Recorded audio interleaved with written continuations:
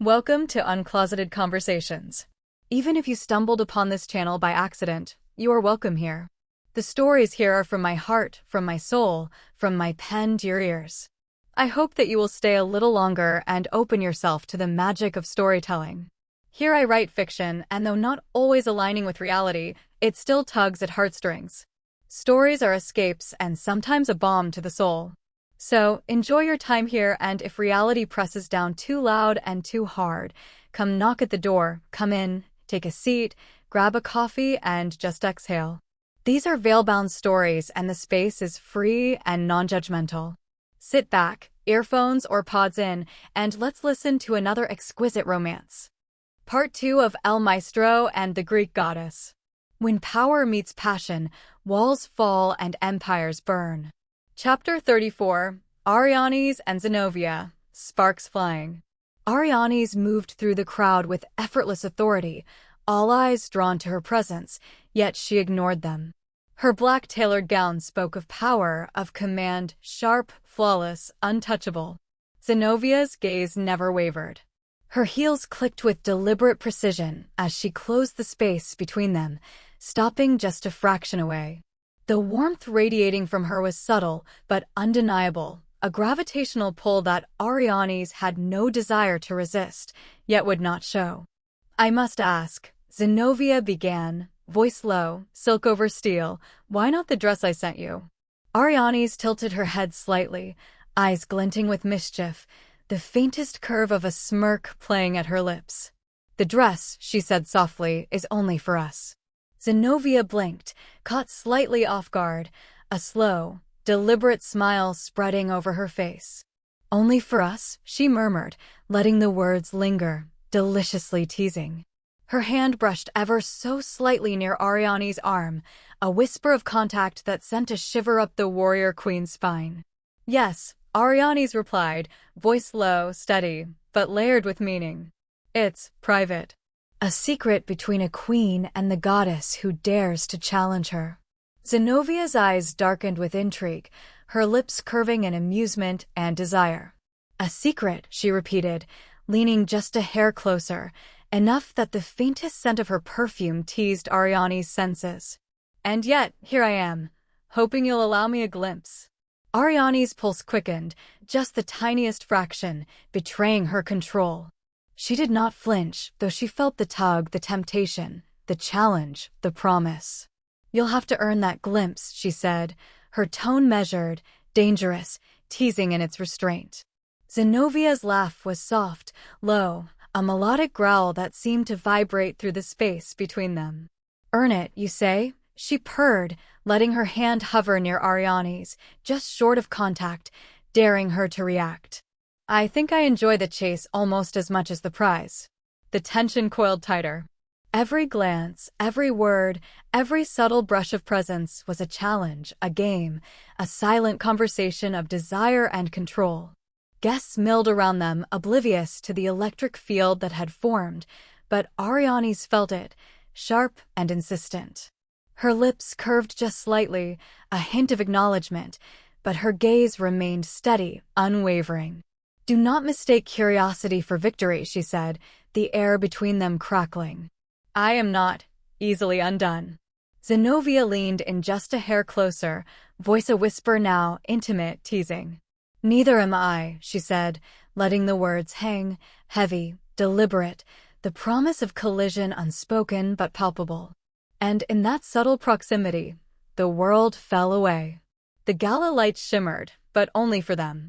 The dance of words, power, and desire had begun in earnest, and neither would yield without a fight. Chapter 35, Heat Rising.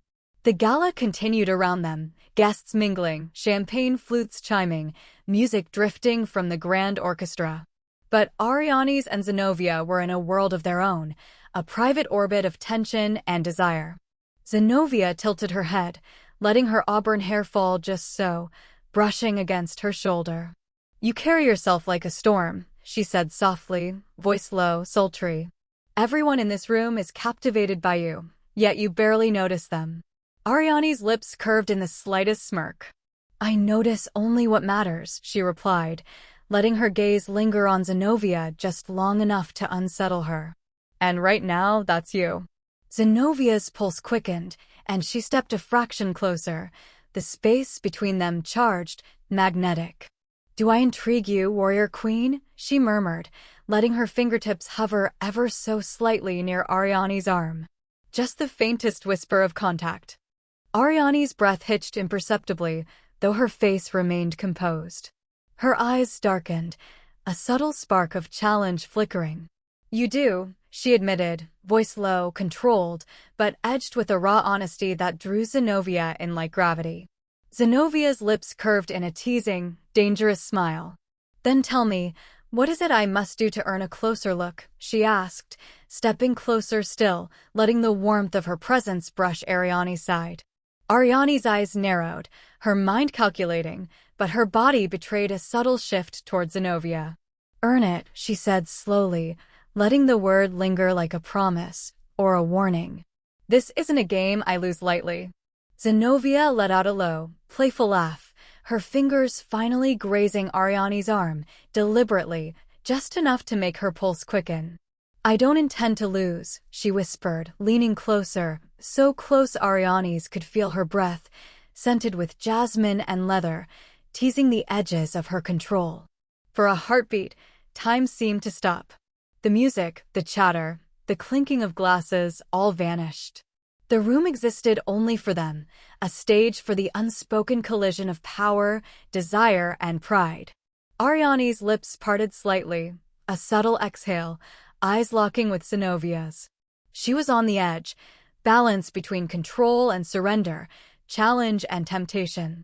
"You are relentless," she murmured, the tiniest tremor betraying the thrill of it. "And you are untouchable," Zenobia replied, voice low, reverent, dangerous. "But even the untouchable has limits. I intend to find them." Ariane's fingers brushed, almost accidentally, against Zenovia's wrist as she shifted, deliberate, yet restrained. Sparks ignited in that fleeting contact, a silent conversation of fire and control. The dance had begun. The game of push and pull, of challenge and temptation, had escalated. And neither of them would yield, not tonight. Chapter 36, On the Brink. The orchestra swelled in the background, but for Ariane's and Zenobia, the music was irrelevant. The crowd flowed around them like a river, oblivious to the electric storm coiling between the two women. Zenovia's fingers brushed ever so slightly against Ariane's hand as she passed a glass of champagne. The contact was fleeting, almost accidental, but deliberate enough to send a jolt through Ariane's arm, straight to her core. Ariane's pulse hitched, but she didn't pull away. Instead, she let her eyes meet Zenovia's, dark and challenging. "You think you can rattle me?" The thought lingered like a dare. "I didn't expect you to wear black," Zenobia murmured, voice low and silk soft, leaning just close enough that Ariane's could feel the warmth of her perfume, jasmine and leather wrapped in subtle fire. "It suits you, but I wanted to see you in the dress I sent." Ariane's allowed a slow, deliberate smile, the hint of amusement and something sharper in her eyes. "That dress," she said softly, letting each word stretch like a promise, "is for moments only we share. Private. Personal. Not for public display." Zenovia's breath caught, the faintest flush coloring her cheeks. She leaned in, closer, so close that Ariane's could feel the heat radiating from her body. Her voice dropped, teasing, velvety. "Private, you say, and yet, here we are. A public stage, and you still enthrall me." Ariane's tilted her head, studying her, a predator assessing another predator. "Perhaps," she said slowly, deliberately, "the stage doesn't matter, only the presence." Zenovia's lips curved into a slow, sultry smile, eyes dark with intent. Her hand hovered near Ariane's arm again, brushing it lightly this time, deliberate, electric, teasing. "Presence," she whispered, letting the word hang. "I intend to test yours, thoroughly."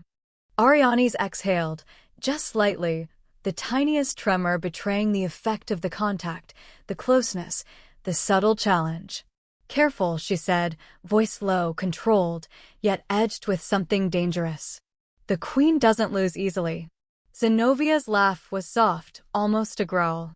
I wouldn't dream of it, she replied, letting her gaze lingering long enough that Arianes felt the tension coil tighter, the pull undeniable. A brush of hands, a shared smile heavy with unspoken promises, and the world around them continued, oblivious, irrelevant. In that moment, the gala became their arena, each word, each glance, each subtle touch a step toward the inevitable collision neither wanted to fully admit. Chapter 37. The Warrior Queen Claims. The balcony doors opened with a quiet sweep of velvet curtains, and the cool night air wrapped around Arianes like a cloak. The city lights glittered below, distant and insignificant compared to the intensity coiling between them. Zenobia stepped out first, emerald silk flowing around her like fire. Her eyes immediately found Arianes, dark, controlled, irresistible. So, the queen finally leads me away from the crowd, she teased, voice low, daring, the hint of challenge laced in every word. Ariane's lips curved in the faintest smirk, a shadow of amusement and power. She closed the distance between them deliberately, the faint click of her heels echoing in the quiet space. Not leads, she corrected softly, letting the word roll off her tongue, sharp and deliberate. Commands. Zenovia's breath hitched slightly at the tone, the subtle authority in it, the undeniable presence of power. Commands, she echoed, curiosity and desire warring in her eyes. Yes, Ariane said, stepping close enough that the heat from her body brushed against Zenovia's. And claims. Zenovia's smirk faltered, just a fraction, as the weight of the words, of the intent behind them, sank in. Ariane's hand lifted, deliberate, strong, gripping the small of Zenovia's back, drawing her near, but not too near, not yet. A test. A measure. You're bold, Zenobia whispered, voice low, sultry, letting her hands hover near Ariane's, craving, daring. I did not think I could be claimed. Ariane's eyes darkened, the faintest glint of steel beneath the warmth. Not you, not anyone, until now. She let her hand trail slowly from Zenovia's back up to her shoulder, deliberate contact, powerful, untouchable yet intimate. And I decide who is worthy of the queen's claim. Zenovia's chest rose and fell faster, pulse racing, but she did not step back. And I want to be worthy, she breathed, leaning just slightly forward, daring, testing the space between them. Arianes tilted her head, their eyes locked, the city lights reflecting like fire in Zenovia's gaze. Then prove it, she said softly, the faintest brush of her lips near Zenovia's ear, a whisper of ownership, a promise, a spark that ignited something deeper. The air thickened, electric. The night, the city, the gala, all irrelevant. There was only this moment, this closeness, this dance of power, control, and desire.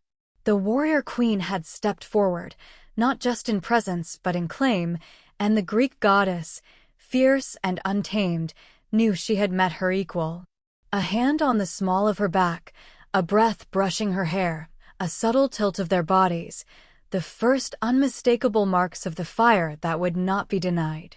Arianes held the space, claiming, testing, showing what it meant to be El Maestro. And Zenobia. Zenobia had never wanted anything more than this challenge. Chapter 38. The Kiss from the Queen. The night air wrapped around them, cool yet irrelevant to the heat between Arianes and Zenobia. Their bodies were a whisper apart, magnetic, electric, the city lights below shimmering like distant stars compared to the fire coiling between them. Zenobia leaned closer, daring, confident, letting her lips hover, almost brushing Ariane's.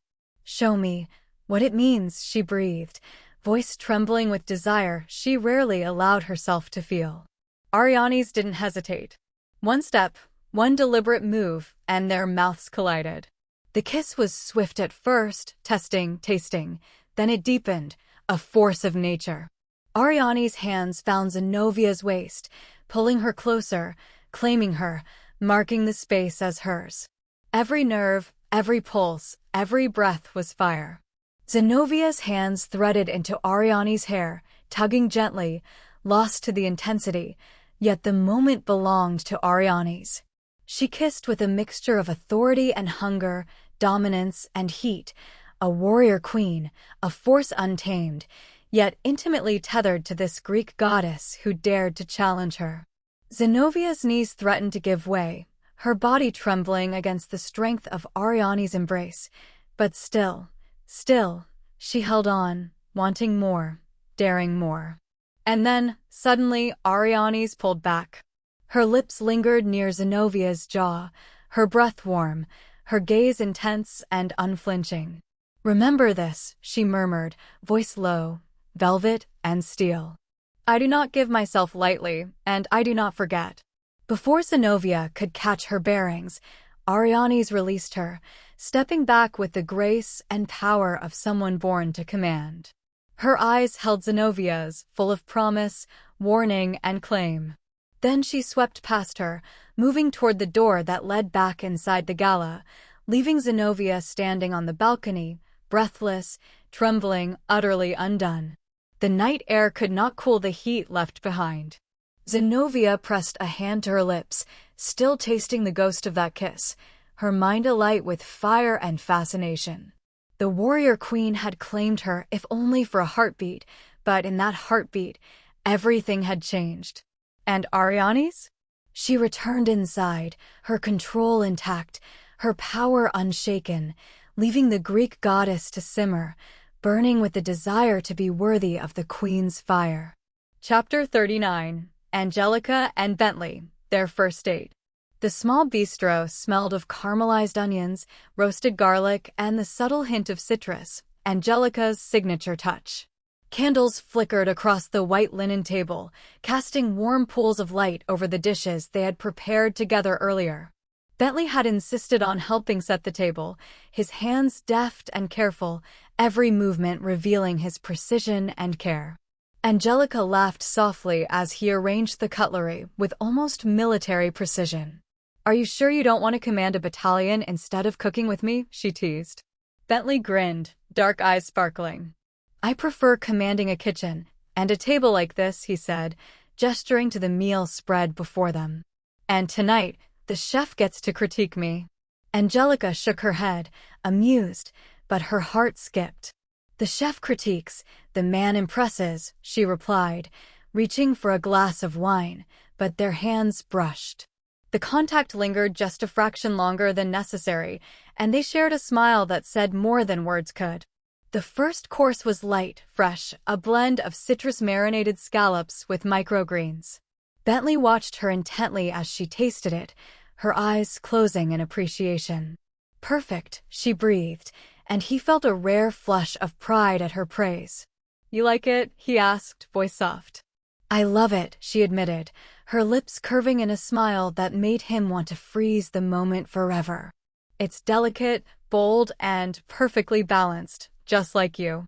Bentley's laugh was low, teasing, yet there was something in his gaze that made her pulse race.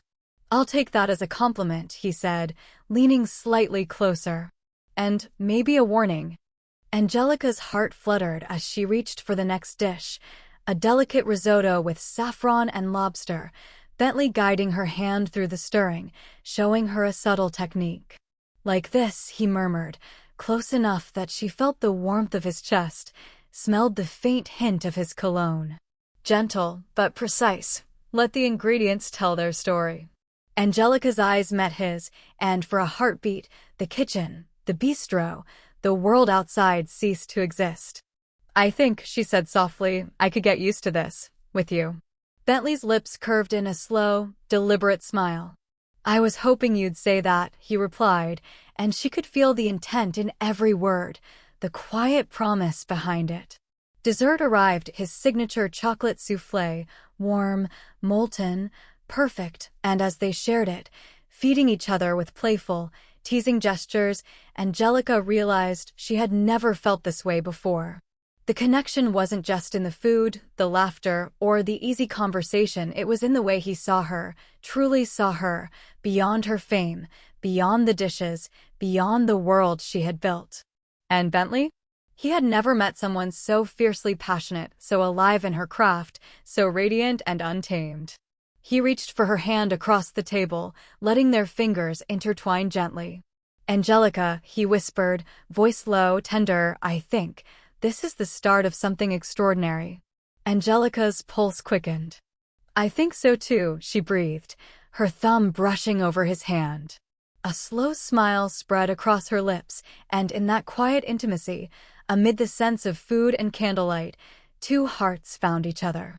The night stretched endlessly before them, filled with laughter, conversation, and the unspoken promise of more, a first date, but the beginning of a lifetime. Chapter 40. The Warrior Queen Holds Her Ground. The streets below Puerto Rico glimmered like scattered jewels, a distant hum of life drifting up to the balcony of the secluded penthouse where Zenobia had returned. The gala's glittering crowd, the swirling gowns, the clinking glasses, they were a memory now, replaced by silence and desire. Zenobia paced the room, emerald silk whispering against her skin, mind replaying the kiss over and over. Her lips still tingled, her pulse still thrumming with the force of it.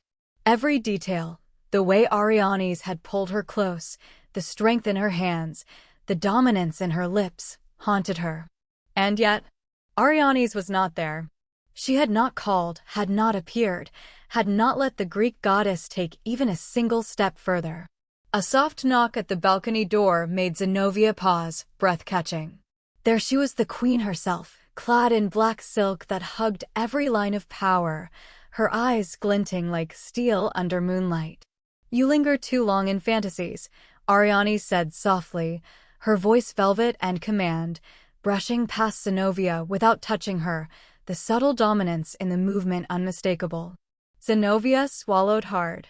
I can't stop thinking about you," she admitted, voice low, trembling despite herself. "About the kiss, about—" Ariane's sharp gaze cut her off.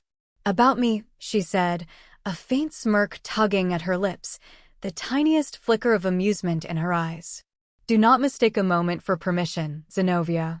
That kiss was a warning as much as it was desire. Zenobia's chest rose and fell faster. "A warning I'd gladly ignore," she whispered, stepping closer, her fingers brushing the edge of Ariane's sleeve.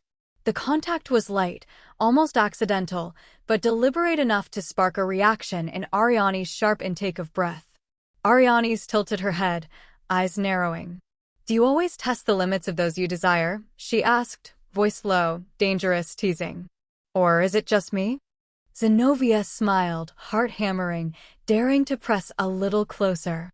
"Maybe it's just you," she admitted, letting her hand hover near Ariane's, not quite touching, but close enough that the tension was tangible. "Maybe I've never met someone I wanted to obey and resist, all at once." Ariane's pulse hit a subtle peak, her lips parting just slightly, the faintest tremor betraying her awareness of the effect she had on this goddess before her. "Be careful," she warned, voice low and controlled, yet edged with steel. "I am not a puzzle to be solved. I am a force. And forces do not bend easily." Zenobia's eyes darkened with challenge, desire, and something deeper, acknowledgement of power she had never encountered. "Maybe I like forces that don't bend," she said softly, her voice thick with promise. For a moment, the night held its breath. Two storms, each powerful, each untamed, circling, measuring, testing. The air was taut with energy, as though the city itself was waiting for the inevitable collision. Ariane's gaze softened ever so slightly, the faintest exhale of a warrior's restraint. "Tonight ends here," she said, voice low, almost a growl. Zenobia bit her lip, chest tight, heart racing. "I'll be ready," she whispered, letting the words hang, full of challenge and promise. And with that, Arianes disappeared into the shadows, leaving Zenobia trembling, yearning, and utterly captivated, haunted by a kiss that had been both claim and warning. Chapter 41. The morning after the gala. Sunlight filtered through the floor-to-ceiling windows of Zenobia's penthouse, golden and lazy, but it did nothing to warm her mood. She sat cross-legged on the plush rug, emerald silk discarded on the chaise, her mind trapped on Ariane's. Every detail of last night replayed, the commanding stance, the controlled dominance, the kiss that had stolen her breath and left her craving more. Her fingers absently traced the edge of the note Ariane's had left behind, a silent promise and a challenge in equal measure. Tonight ends here. Tomorrow, we may see if your persistence is worthy. Zenobia bit her lip, exhaling slowly, and then chuckled softly, darkly amused. Oh, warrior queen, you have no idea what you've unleashed. She rose, moving to her atelier, where mannequins draped in her latest creations stood like sentinels. Every piece seemed dull today, every design incomplete, because her mind was elsewhere. Ariane's control, her fire, her untouchable power, it taunted Zenobia, daring her to try to break through. A courier arrived mid-morning, breaking her reverie. A small box, sealed with an intricate wax crest. She tore it open and gasped, a dress, black and gold, cut to flatter every line of a goddess, delicate yet commanding, elegant yet dangerous. A note slipped from the folds, for when you are ready. Zenovia's pulse quickened, heat pooling low in her stomach. Ariane's. The queen's mark, the queen's attention, the queen's control. Every fiber of her being screamed at her to wear it, to flaunt it, to step into the fire, but she resisted. Not yet. She paced the atelier, imagining the moment the dress would touch her skin, the curve of her body in silk that demanded admiration, obedience, and awe. You think you can test me? Zenobia whispered aloud, lips curling in a predatory smile. El Maestro, you've barely begun to see what I can do. Zenovia's pulse slowed only slightly as she stood by the balcony, staring out at the city, hands clenched. The memory of that kiss lingered, a promise and a provocation in one. She could almost feel Ariane's lips against hers again, feel the dominance, the claim, the undeniable magnetism. Her fingers brushed the fabric of the dress again. Soon, she murmured, voice low, full of certainty and hunger. Soon, El Maestro, the queen will finally have to answer to me. And with that, the Greek goddess began the day calculating, patient, relentless. She would wait. She would push. And she would be ready when the warrior queen finally broke her own rules. Chapter 42, Ariane's, morning after the gala. Sunlight cut through the blinds in sharp, deliberate lines, painting the room in stripes of gold and shadow. Ariane stood at the edge of her balcony, the city sprawled beneath her, the usual calm of dawn masking the tension still coiled in her chest. Her hands rested lightly on the railing, fingertips brushing cold steel, but her mind wasn't on the skyline. It was on the Greek goddess, on the flash of emerald silk, on the impossible warmth of that kiss, on the way Zenovia's gaze had dared to linger on her after the touch, unflinching and bold. Ariane's closed her eyes, exhaling slowly. I'm not vulnerable. Not really. Not to anyone. Not even to a goddess who carried fire like armor. She had fought for power, for control, for survival, and she had won. Yet last night, in a fraction of a heartbeat, Zenobia had found a crack in the armor, had teased it open, just enough. The thought made her pulse quicken despite herself. She turned, moving to the minimalist kitchen, pouring a glass of water with precise motions, steady, unshakable. But her mind was anything but. Her reflection in the window caught her eye, El Maestro, unyielding, composed, untouchable, yet her lips parted slightly, remembering the brush of warmth, the strength of the kiss that had lingered on her senses long after it ended. Ariane's leaned against the counter, arms crossed, trying to anchor herself in discipline, in logic. This is a distraction, she told herself, but even as she spoke, she felt the pull, magnetic, relentless. Zenovia's influence was a storm contained, swirling just beyond control, and it both frustrated and fascinated her. Her phone buzzed, a message from her second-in-command. Reports from the gala, follow-ups on city matters, updates she needed to address. Duty always called. She silenced the device, Fingers lingering over it for a fraction too long, thoughts flickering to emerald silk, to the soft weight of a hand in hers, to the promise behind a glance. Arianes took a deep breath, grounding herself. She was El Maestro, the warrior queen of most of Puerto Rico, untouchable and feared. She could command armies, sway politicians, bend situations to her will, but one Greek goddess, one persistent, fiery woman, had managed to leave her unsettled, aware, and achingly aware of desire she hadn't meant to entertain. The queen straightened, shoulders back, jaw set. She would not yield, not yet. But beneath the armor, a flicker of something dangerous stirred. Something impatient. Something waiting. Arianes turned back to the city, eyes sharp, calculating, yet for the first time in a long time, she imagined a day where she might not be the only force in control. A day where the storm that was Zenobia could meet her head-on and not just be a threat, but something more. She let her hand hover over the phone for a long moment before setting it down decisively. Duty first, desire later. But she knew, as she prepared for the day, that the fire Zenobia had lit in her chest would not be extinguished so easily. And for the first time in a long time, Arianes welcomed the challenge. Chapter 43. The morning after, planning the next move. The sunlight slanted across Zenovia's penthouse, warming the polished marble floors, but it did nothing to quell the heat coiling in her chest. She perched on the edge of the chaise, the black and gold dress still in its box at her feet, untouched, a promise waiting. Her mind was on Arianes, on El Maestro, on the memory of that kiss that had left her breathless and craving. Zenobia traced her fingers over the silk envelope again. For when you are ready. A tease. A challenge.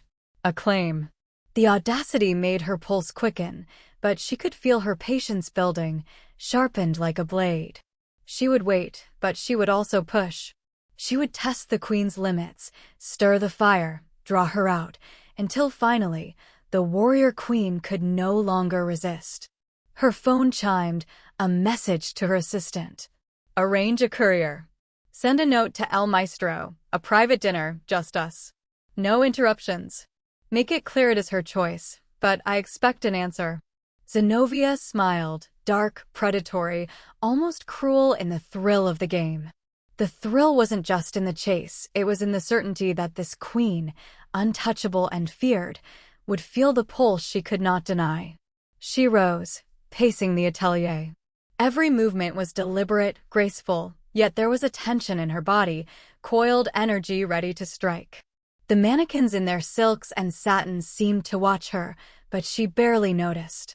Her mind played the previous night over and over, the commanding strength, the lips that had kissed her senseless, the hands that had claimed her, even briefly, but left her yearning for more. She paused at the balcony, staring out over the city, eyes dark and burning. Soon, she whispered to herself, voice low, intoxicating, full of promise and challenge. Soon, El Maestro will answer. And when she does, she let the thought trail, savoring the tension, the anticipation, the inevitable clash of two forces neither willing to yield. The courier arrived an hour later, sleek, silent, placing a black envelope embossed with gold at her feet. Zenobia tore it open with practiced precision. Inside, a note, simple, deliberate. The queen is invited. Your choice. My table, your city, my terms. Z. Zenovia's lips curved into a satisfied smirk. The game had begun. She would push, tease, tempt, and every step would be designed to dismantle the walls of the most dangerous woman she had ever known. She touched the edge of the black and gold dress again, imagining it on Arianes, imagining the queen's fire contained just enough to thrill and terrify. Patience, persistence. Zenobia whispered. This queen is mine to challenge, mine to claim, and I will not fail. The Greek goddess exhaled slowly, letting the thrill of the hunt ignite her. Today was only the beginning. Chapter 44. The Warrior Queen's Answer. Night had settled over Puerto Rico, the city lights glimmering like distant stars beneath Arianes' compound. The queen stood at her desk, hands resting lightly on the sleek surface, eyes fixed on the black and gold envelope Zenovia's courier had delivered earlier. The invitation lay open before her, elegant, commanding, daring. The Queen is invited. Your choice. My table, your city, my terms. Ariane's lips pressed into a thin line. Her pulse ticked just slightly faster, a recognition of the game that was being offered. She had already survived politics, crime, storms, and betrayal, but this was different. This was a challenge that didn't threaten her kingdom, but threatened her, in a way that made her senses taut, alive, aware. Her fingers traced the edge of the note. Your choice. The words were deliberate. A test. And she would answer with precision, with power, with the first subtle drop of her own fire. She picked up her phone and typed carefully, deliberately, her words measured. Accepted. Tomorrow. Your terms. A slow smile curved her lips, one edge sharp as a blade. She had accepted, yes, but on her terms as well. She would go, not as prey, not as someone yielding, but as the Queen herself. Every step, every movement, every glance would radiate control, power, and the quiet dominance that had earned her the reverence and fear of half the island. Ariane set the phone down, letting the thrill of the game settle in her chest. She turned to the mirror, studying herself. Black silk, leather boots, subtle gold accents, power clothes. Authority in every line, danger in every glance.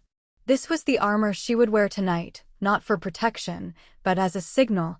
She was the Queen, untouchable and yet aware. Her gaze softened just slightly, a flicker of anticipation passing through the steel. Zenobia would arrive, relentless, bold, beautiful, and the night would test them both. El Maestro would not yield, but neither would the goddess. And somewhere in the tension, in the pause before the storm, Arianes allowed herself a moment, just a moment, to wonder how far Zenobia would push. Because when forces like theirs collided, there were no gentle beginnings, only sparks, fire, and the unspoken thrill of inevitable reckoning. Chapter 45: The Warrior Queen Wears the Dress. The penthouse was quiet, the only sound the soft hum of the city below. Ariane stood before the mirror, the black and gold dress Zenobia had sent laid out like a challenge, like a promise waiting to be claimed. She let her fingers brush the silk, feeling the weight, the texture, the way it demanded attention. El Maestro had accepted the invitation, not as a concession, but as an opportunity. This dress would speak before she did. Its cut was precise, daring, commanding. The slit along the side revealed the strength of her legs, the gold accents catching the light with every movement. It was power draped in seduction, elegance fused with authority. Slowly, deliberately, she stepped into it, letting the silk hug her frame, molding to every line of muscle, every curve that had earned fear, respect, and reverence. Her reflection stared back. Ariane Santo Navarro, untouchable, radiant, magnetic. And now, for Zenobia, she would be unforgettable. She fastened the final clasp, adjusted the subtle gold embellishments along her shoulders and neckline, and took a steadying breath. The Queen's pulse was steady, controlled, but the anticipation thrummed in her chest, a silent acknowledgement of the game she was stepping into. Arianes allowed herself a faint, knowing smile. This dress was a bridge, a conversation before a word was spoken. Zenobia would see her and understand. She was not yielding, but she was present. She was here. And she was the warrior queen. One last glance in the mirror. Black silk and gold, power and challenge woven together. El Maestro turned, and the city awaited. Chapter 45: Private Dinner. The private dining room at Zenovia's reserved penthouse was intimate, candlelight flickering across polished marble, the city skyline painting shadows against the walls. Every detail had been considered. The table set for two, flawless crystal, gold-trimmed plates, soft music floating just beneath the surface. A stage crafted for power and seduction alike. A knock at the door, deliberate, confident. Ariane stepped inside, the black and gold silk hugging every line of her body. She moved with control, each step measured, each glance sharp and deliberate. When Zenobia turned, her breath hitched subtle, unrestrained, acknowledging the force before her. El Maestro, Zenobia said, voice soft, sultry, yet edged with challenge. You honor me and my table. Arianes allowed a faint smirk, the tiniest tilt of her chin, asserting dominance while letting the Greek goddess see that she was intrigued. Your invitation, she said, voice steady, deliberate, was impossible to ignore. Zenovia's lips curved, predator and goddess, daring, teasing. Good. I had hoped as much. She gestured to the table. Please sit. Let us begin.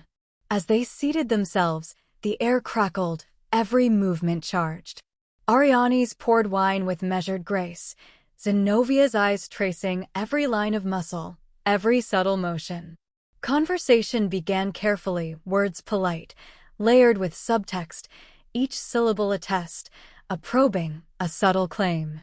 So, Zenobia said, leaning forward just slightly, voice soft, almost a purr, El Maestro, why this dress? Why no? Arianes let her gaze linger on the golden accents, her eyes meeting Zenovia's. Because, she said slowly, deliberately, some things are meant to be shared only between us. A subtle smirk tugged at Zenovia's lips.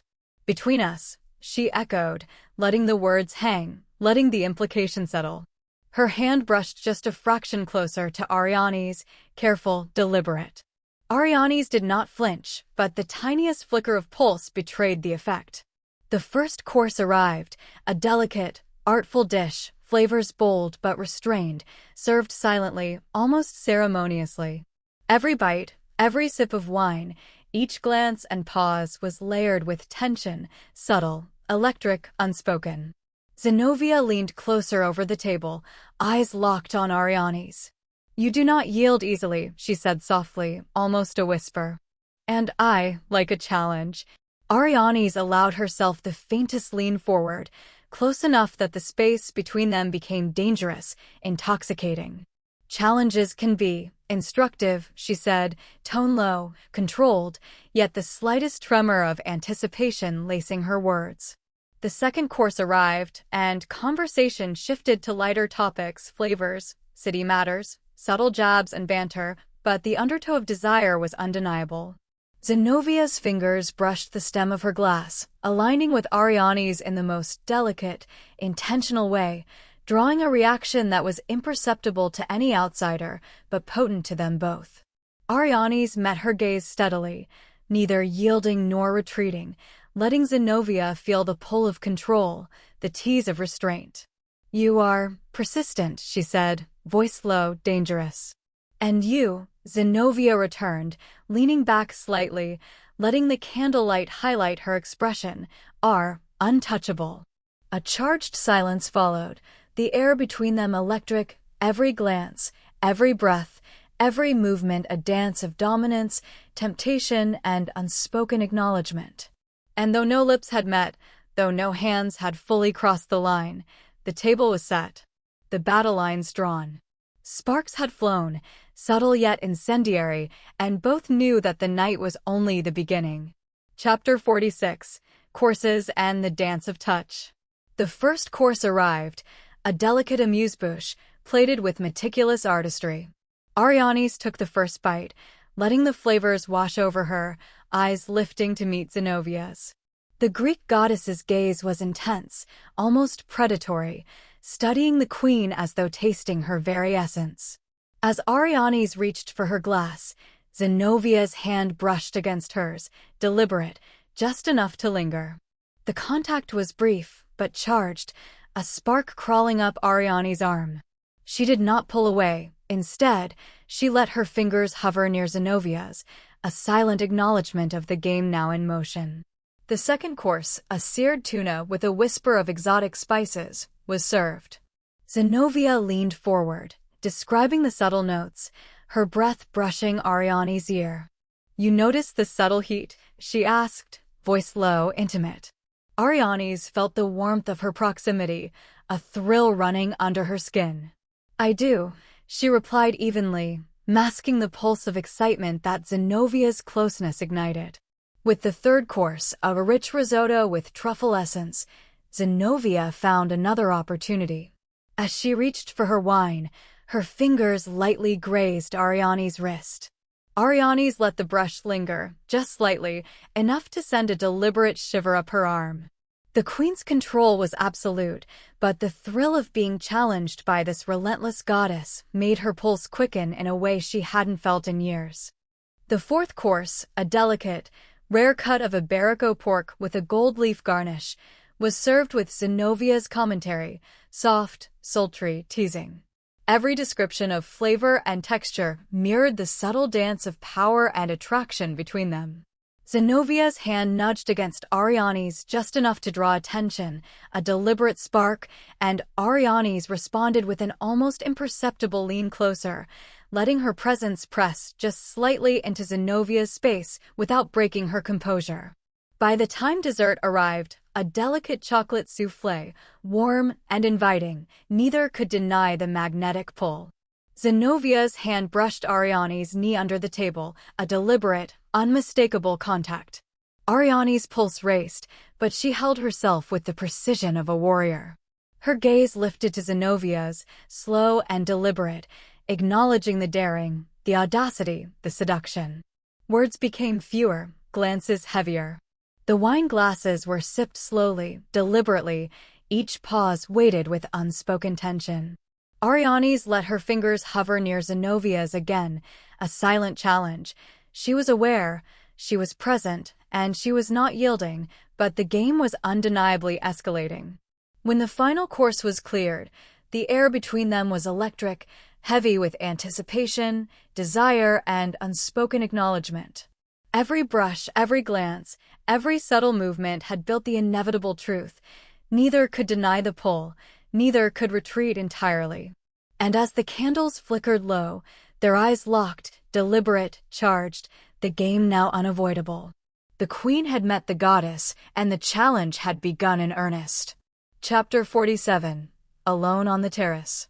The dining room was cleared, the remnants of the evening, fine crystal, gold-rimmed plates, carried away by the silent staff. Ariane's followed Zenobia through the softly lit hallway to the terrace. The city spread below them like a glittering web, lights twinkling in patterns that mimicked the sparks dancing between them. Zenobia leaned on the railing, one hand brushing the silk of her gown, eyes fixed on Ariane's. "You didn't tell me you liked this view," she said softly, voice teasing, rich with promise. "I didn't think you'd appreciate a distraction from the conversation at the table," Ariane's replied, tone measured, eyes scanning the horizon, but always aware of the goddess beside her. Zenovia's gaze flicked to her, slow, deliberate, calculating. "You think you can keep me at arm's length, El Maestro? After tonight?" Ariane's let her hands rest lightly on the railing, fingers brushing the metal, then turning to Zenobia just enough to meet her eyes. "I don't give anyone that advantage," she said, controlled, precise, but there was a flicker, a pulse of acknowledgement that tonight had changed something. Zenobia took a step closer. "Advantage or restraint?" Her voice was lower now, velvet, dangerous. The heat of her presence pressed in, magnetic, intoxicating. Ariane's allowed herself the smallest lean toward her, just enough that the air between them felt charged, almost tangible. Zenobia mirrored it, closing the space fractionally, letting her hand hover near Ariane's, the brush of her sleeve a deliberate tease. "You are maddening," Zenobia murmured, letting her gaze travel from Ariane's eyes to the curve of her jaw, the line of her neck. Every syllable was deliberate, every glance a silent command, a test of control. "And you," Ariane's countered, voice low, steady, "are relentless." Their hands finally met, fingertips brushing, deliberate, electric, a connection that left no room for denial. Ariane's breath caught slightly, but she held herself, regal, untouchable, yet aware of the fire coursing between them. Zenovia's lips curved into a slow, knowing smile. "And yet," she whispered, leaning closer, "you let me, this far." Ariane's eyes flickered, hesitation threading through her control. She could feel the inevitability, the gravity of the pull. She leaned in just enough that their faces were inches apart, breaths mingling, the world narrowing to this singular, magnetic point. Then, with deliberate precision, she stepped back slightly, reclaiming her space. This far and no further. Not tonight. Her voice was soft, controlled, but carried the weight of command. Zenobia let out a soft laugh, low, teasing, her eyes smoldering with promise. Patience. Queen. I like patience, but beware, even patience has a breaking point. Arianes gave a slight nod, faint, hesitant, and turned toward the interior. The terrace was quiet again, the city sprawling beneath them, but the air between them crackled with unspoken promises, challenges, and the undeniable pull of two forces unwilling to surrender. Chapter 48. Angelica and Bentley. First Kiss. The city lights spilled through the large windows of Angelica's apartment, soft gold reflecting off the gleaming countertops. The dishes from their collaborative dinner lay cleared away, leaving the aroma of spices, roasted meat, and chocolate lingering like a memory. Bentley stood behind Angelica as she wiped down the last plate, his presence close, comforting, and subtly electric. She felt it, the warmth radiating from him, the quiet confidence in every measured movement. Angelica, he said softly, voice low, carrying the weight of the evening, I had an incredible time tonight. Cooking with you, watching you in your element. He paused, searching for the right words, then simply added, it's unforgettable. Angelica turned, her hand brushing against his as she passed him a towel. Their eyes met, and something unspoken passed between them, shared glances, sparks of laughter, the soft brush of fingers. Bentley took a small step closer. I want to know you. All of you. Angelica's heart thumped, a mixture of excitement and disbelief. She had spent years mastering flavors, building her empire, and yet here was a man, a powerful, magnetic force, seeing her, not just her dishes, but her. You already do, she whispered, almost shy, almost teasing. His hand reached out, gently cupping her cheek, thumb brushing over her skin with delicate intent. Then let me show you how much more there is.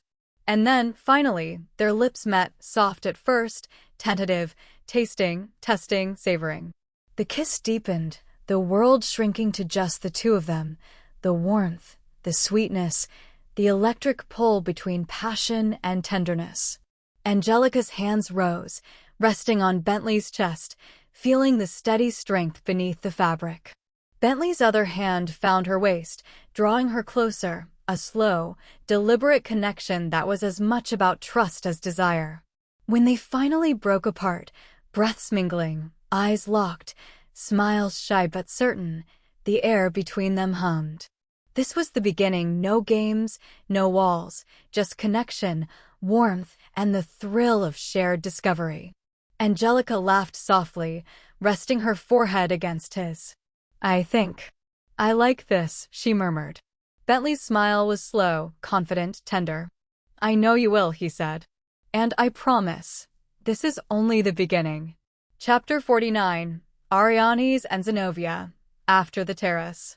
The city slept beneath them, oblivious to the intensity simmering in the quiet of Zenovia's penthouse. The champagne glasses from dinner had been cleared, leaving only the soft glow of ambient lights and the lingering scent of fine perfume, fine food, and something sharper, more intoxicating. Zenobia leaned against the railing once more, eyes fixed on Arianes, studying her like a predator sizing up the apex of another. You left me hanging, she said, voice low, teasing, edged with frustration and fascination. Just when I thought I'd earned a little claim. Ariane's gaze was steady, measured, her posture regal, untouchable, yet there was a tremor she didn't bother hiding entirely, a flicker only Zenobia would notice. Some things, she said, voice calm, deliberate, are earned in increments. Not given freely, not even to you. Zenovia's lips curved in a slow, knowing smile. She stepped closer, close enough that their shoulders brushed, deliberately, provocatively. The heat of her body was magnetic, challenging the queen's control, igniting something beneath the armor. I see. El Maestro doesn't yield easily, she murmured, letting her hand hover near Ariane's, tracing the air like a tease before retreating just slightly. Ariane's eyes followed the motion, the subtle electricity of the gesture sending a thrill through her. She remained statuesque, controlled, untouchable, but every fiber of her being was acutely aware of Zenovia's proximity, her intent, her challenge. And yet, Zenovia whispered, letting her voice dip lower, warmer, "You didn't move away."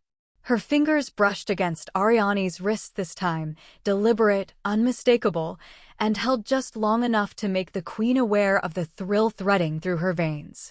Ariane's inhaled, steady, deliberate.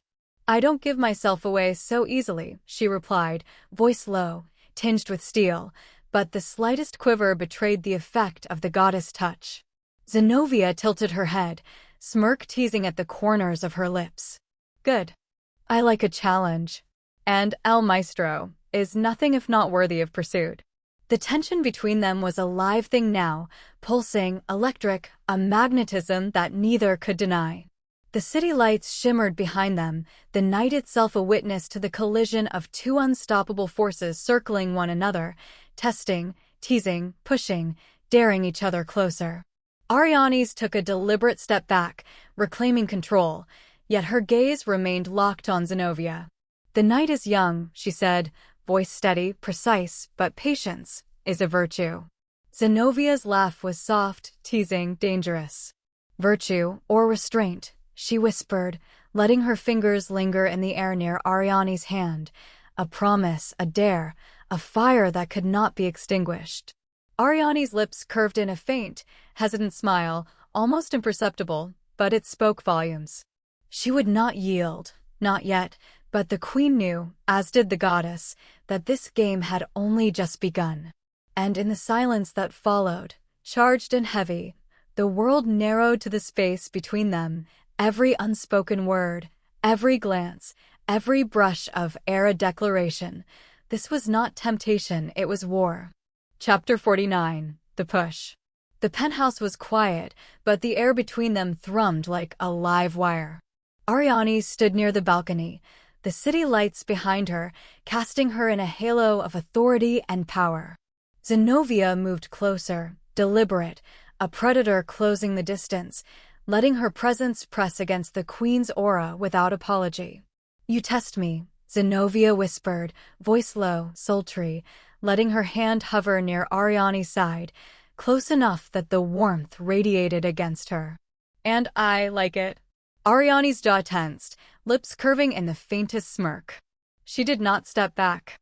Her eyes locked on Zenovia's, controlled, steady, yet betraying a pulse of anticipation she refused to name. "Testing is one thing. Losing control is another," she replied, deliberate, measured, her hands resting lightly at her sides, ready but restrained. Zenovia's laugh was a soft, teasing growl. "Control is temporary, El Maestro. We both know it." She closed the remaining distance, letting her fingertips trace the seam of Ariane's sleeve, a brush that lingered just enough to ignite heat, to announce desire without surrender. Ariane's breath hitched almost imperceptibly. Her fingers twitched slightly, a soldier's reflex fighting the pull of something far more dangerous.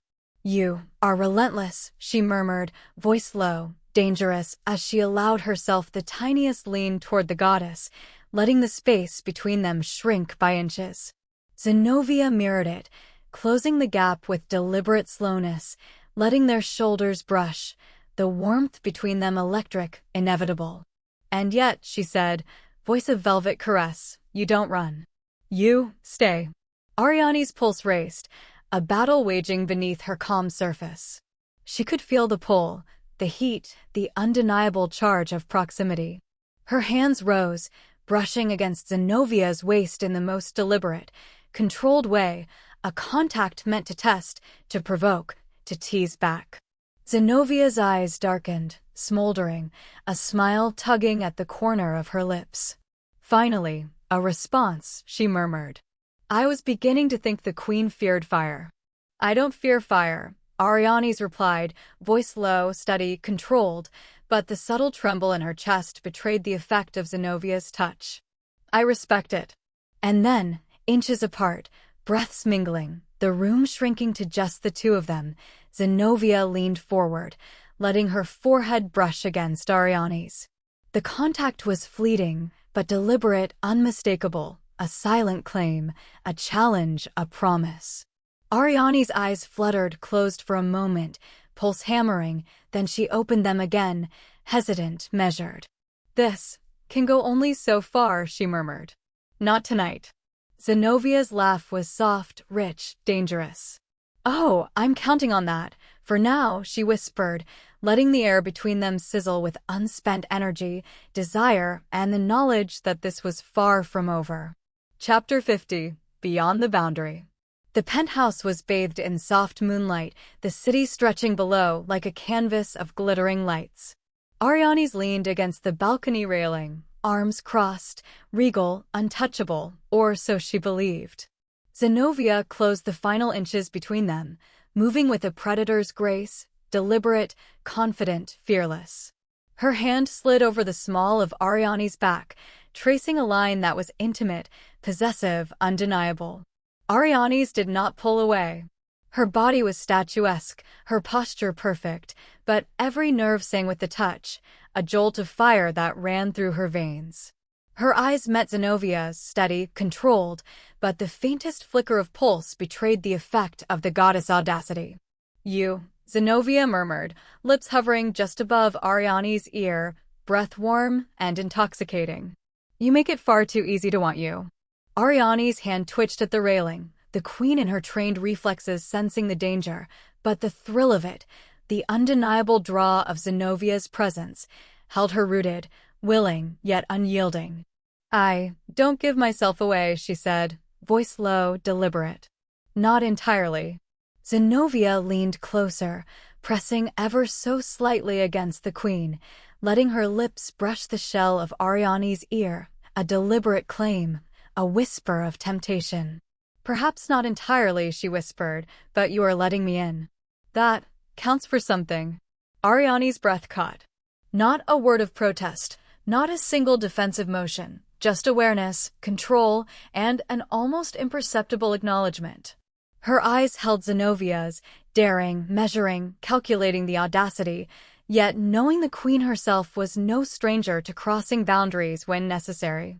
The goddess' hand slid from Ariane's back to her hip, deliberate, teasing, as if mapping the queen herself. And still, Ariane's did not step back. She did not resist. She simply stood, aware, letting the goddess test, explore, tempt, but on her terms, unspoken and absolute. Finally, Zenobia murmured, voice low and rough with desire, someone worthy of playing this game with me. Ariane's lips curved into the faintest smirk, hesitant but undeniable, a silent acknowledgement of the game, the danger, the thrill. The night is young, she said, voice soft, precise. And we both know, games like this have no winners yet. Zenovia's laughter was a soft growl, vibrating against Ariane's skin, every syllable a promise, a challenge, a fire that refused to die. Good, because I intend to play until you yield. Or until I break you first. Ariane's inhaled, steady, pulse racing beneath the calm exterior, and let her eyes linger on Zenovia's. The queen did not move, did not protest, but in that tense, charged silence, it was undeniable. The line had been crossed, the boundary tested, and the fire between them now burned hotter than either dared speak aloud. Chapter 51. Pushed Beyond. The moonlight draped the penthouse in silver, illuminating the tension that clung to them like a living thing. Ariane stood at the railing, the city sprawling endlessly below, but all her focus was on Zenobia. Without hesitation, Zenobia closed the remaining distance, moving like a storm given human form. Her hands, previously teasing, now slid fully along Ariane's sides, tracing the lines of her torso, pressing ever so lightly with deliberate intent. Ariane's did not step back. She did not pull away. Her chest rose and fell slightly faster, a subtle tremor threading through her carefully composed frame, but the queen held, statuesque, regal, untouchable, yet undeniably aware of every inch of contact. "You are exquisite," Zenobia murmured, her lips hovering just a fraction from the queen's jaw, her breath warm, scented with champagne and something untamed. "And I will not be denied."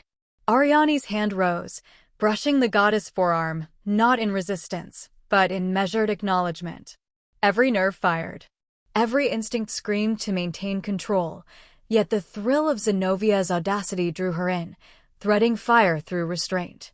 Zenobia pressed closer, daring, relentless, letting her lips brush the shell of Ariane's ear, her body brushing the queen's in a deliberate, unapologetic claim. "Do you feel it?" she whispered, voice low, dangerous, seductive. "This tension, this pull. I will have you. You just don't know it yet." Ariane's pulse quickened, a flicker of hesitation passing through her, a subtle, almost imperceptible shiver, but she remained rooted. She did not step away. She did not speak, only let her gaze lock on Zenovia's, sharp, steady, measuring every movement, every intent. Zenovia's hands moved higher, tracing the curve of Ariane's shoulders, fingers brushing along the neckline of her power suit, teasing, exploring, a deliberate defiance of the barrier Ariane's had set. "You think you are untouchable," she murmured, lips near the queen's ear, "but even the strongest fortress has a crack. And I will find it." Ariane's inhaled slowly, eyes half-lidded, pulse hammering beneath the composed surface. She let the contact linger, every brush of skin a test, every whispered word a spark that could ignite a wildfire. "Not tonight," she finally murmured, voice low, firm, but her body betrayed the acknowledgement. She had felt the boundary crossed, and she had allowed it. Zenovia's laugh was soft, triumphant, sensual. "Patience, for now," she whispered, letting her hands linger just long enough to mark the queen without fully claiming her. "But, El Maestro, know this. Boundaries exist to be tested. And I will win." The queen's eyes remained locked on her, steady, powerful, unyielding, but inside, the fire burned, the thrill of the goddess' audacity echoing through her veins. In that charged, electric silence, one truth was undeniable: the game had escalated, and neither would walk away unchanged. Chapter 52: Ariane's Aftermath. The penthouse was silent except for the faint hum of the city below. Ariane's leaned back against the railing, eyes scanning the lights, but her thoughts were far from the skyline. Zenovia's presence, her audacity, the deliberate crossing of lines, the memory pulsed through her veins like wildfire she could neither fully control nor fully resist. Ariane's ran a hand through her hair, steadying her breathing, yet the tremor in her chest refused to fade. Every deliberate brush, every whispered word, every audacious claim lingered in her mind, echoing with the weight of something dangerously irresistible. "She is relentless," Ariane's thought, voice barely a whisper in the quiet room. And so, dangerous. The warrior queen had faced threats, power, and fear before, but this was different. Zenobia wasn't a threat in the conventional sense. She was a challenge, a fire that could burn or warm, or perhaps both, depending on how the queen chose to wield her own control. Ariane's fingers traced the edge of the balcony, a ritual of grounding, centering herself. She reflected on every nuance, the press of fingers, the whispered provocations, the boldness of a woman who refused to bow to walls, to authority, or to hesitation. "I did not yield," Ariane's reminded herself, a quiet mantra echoing in the silence. "Not tonight. I am still El Maestro. I am still in control." And yet, beneath the certainty of her words, she felt it, the pull, the undeniable gravity of Zenovia's presence, a force that refused to be ignored. The queen closed her eyes for a moment, letting herself feel it without giving in, savoring the tension that hung between desire and restraint. Ariane's exhaled slowly, opening her eyes to the city lights once more. She had allowed the goddess to cross a line, yes, but only to measure the fire, to test the power of the pull. And now, the queen knew this. Zenobia would not relent, and neither, perhaps, would she. The night had shifted, subtly, irrevocably. And in that shift, Arianes felt the thrill of the game, the challenge that could not be ignored, the knowledge that this fire would demand more, eventually. Chapter 53. Bentley seeks permission. The heavy doors of Ariane's private office closed behind Bentley with a soft thud, the faint scent of leather and fine wood enveloping the room. He straightened his tie, adjusted his cufflinks, but all his polish and composure could not erase the weight of what he was about to do: stand before the most feared and powerful woman in Puerto Rico and ask for her sister's hand in marriage. Ariane sat behind her desk, immaculate as always, the image of command itself. Power radiated from her in quiet, suffocating waves, every inch of her posture, every flick of her gaze, demanding respect and attention. Bentley's confident exterior did not waver, but he felt the gravity in the room settle around him like a living thing. "Mr. Altman," Ariane said, voice calm, measured, deadly precise. "To what do I owe this intrusion?" Bentley swallowed, squared his shoulders, and met her gaze without flinching. "El Maestro. I've come to ask for Angelica's hand," he said, measured, respectful, but not timid. "I know her worth, her talent, and everything she is, but I know she's yours, in every sense of the word. I ask your permission." Ariane's eyes narrowed slightly, scanning him, weighing him. Every gesture, every word, every subtle intention she read from him in seconds. "You understand," she said, voice low, "that permission is not given lightly. My sister's life and safety are paramount. You must earn the right to even be in her orbit." Bentley nodded, unshaken. "I understand, El Maestro. And I am prepared to do whatever it takes. Angelica means that much to me." The queen leaned back slightly, fingers steepled on the desk. Her eyes bored into him, assessing, testing, measuring. "You claim to know her worth," she said, voice deceptively casual, "yet you do not yet know mine. Or the reach of those who protect what matters. Are you prepared to face that?" Bentley's gaze did not falter. "I am. I've faced every challenge to get this far, and I will face every one that comes next. I do not seek to challenge you, only to prove myself worthy of standing beside her." Ariane studied him for a long moment, letting the silence stretch, letting the weight of her presence press down. And then, finally, she leaned forward slightly, her eyes sharp, piercing, yet not unkind. "You may try," she said, voice low and controlled. "But know this, Mr. Altman, the path you choose is not easy. My sister is untouchable in ways you cannot yet comprehend. And I am watching." Bentley inclined his head respectfully. "Understood, El Maestro. I accept your terms." Ariane's exhaled slowly, just enough to break the tension slightly. "Very well," she said. "You may have her hand in marriage, but every step will be observed. One misstep, one sign of weakness, and it will not end well for you." Bentley gave a small, controlled smile. "I would not have it any other way." Ariane's allowed herself the faintest nod, hesitant, deliberate, acknowledging him, but making it clear she remained the unyielding force, and he was entering her domain at his own risk. "Leave now," she said finally, her tone final, unyielding. "Go and do as you say. Prove it. And remember, I am watching." Bentley bowed slightly, and as he turned to leave, he felt the weight of her gaze sear into his back, a silent warning, a challenge, and the acknowledgement that only the worthy would survive the game. Chapter 54. Angelica receives the ring. Angelica's apartment was warm with the soft glow of evening lights, the faint scent of her cooking lingering in the air. She was plating a small snack for herself, lost in thought, when there was a knock at the door. She opened it to find Bentley standing there, impeccably dressed, a small velvet box in his hand, eyes bright with both nervousness and determination. "Bentley," she said, her voice soft, curious. "I came to do this properly," he said, his tone low, serious.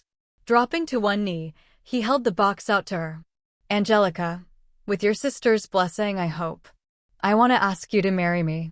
Angelica froze for a moment, heart catching in her chest.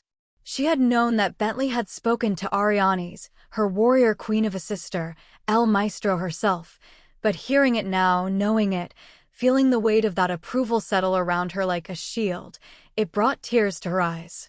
She took a small step closer, letting her hand hover over the velvet box. My sister said yes, she whispered, incredulous. Bentley nodded, earnest. She trusts me to stand by you, to honor you, to protect you. She's given me the chance, Angelica. I don't take that lightly. I never will. Angelica's fingers trembled slightly as she lifted the lid, revealing a stunning ring, simple, elegant, perfect, like it had been made for her alone. The light caught the stone and cast a sparkle across her face. She looked up at Bentley, eyes shimmering. She really gave you permission? Yes, he said firmly, stepping closer, taking her hand gently in his.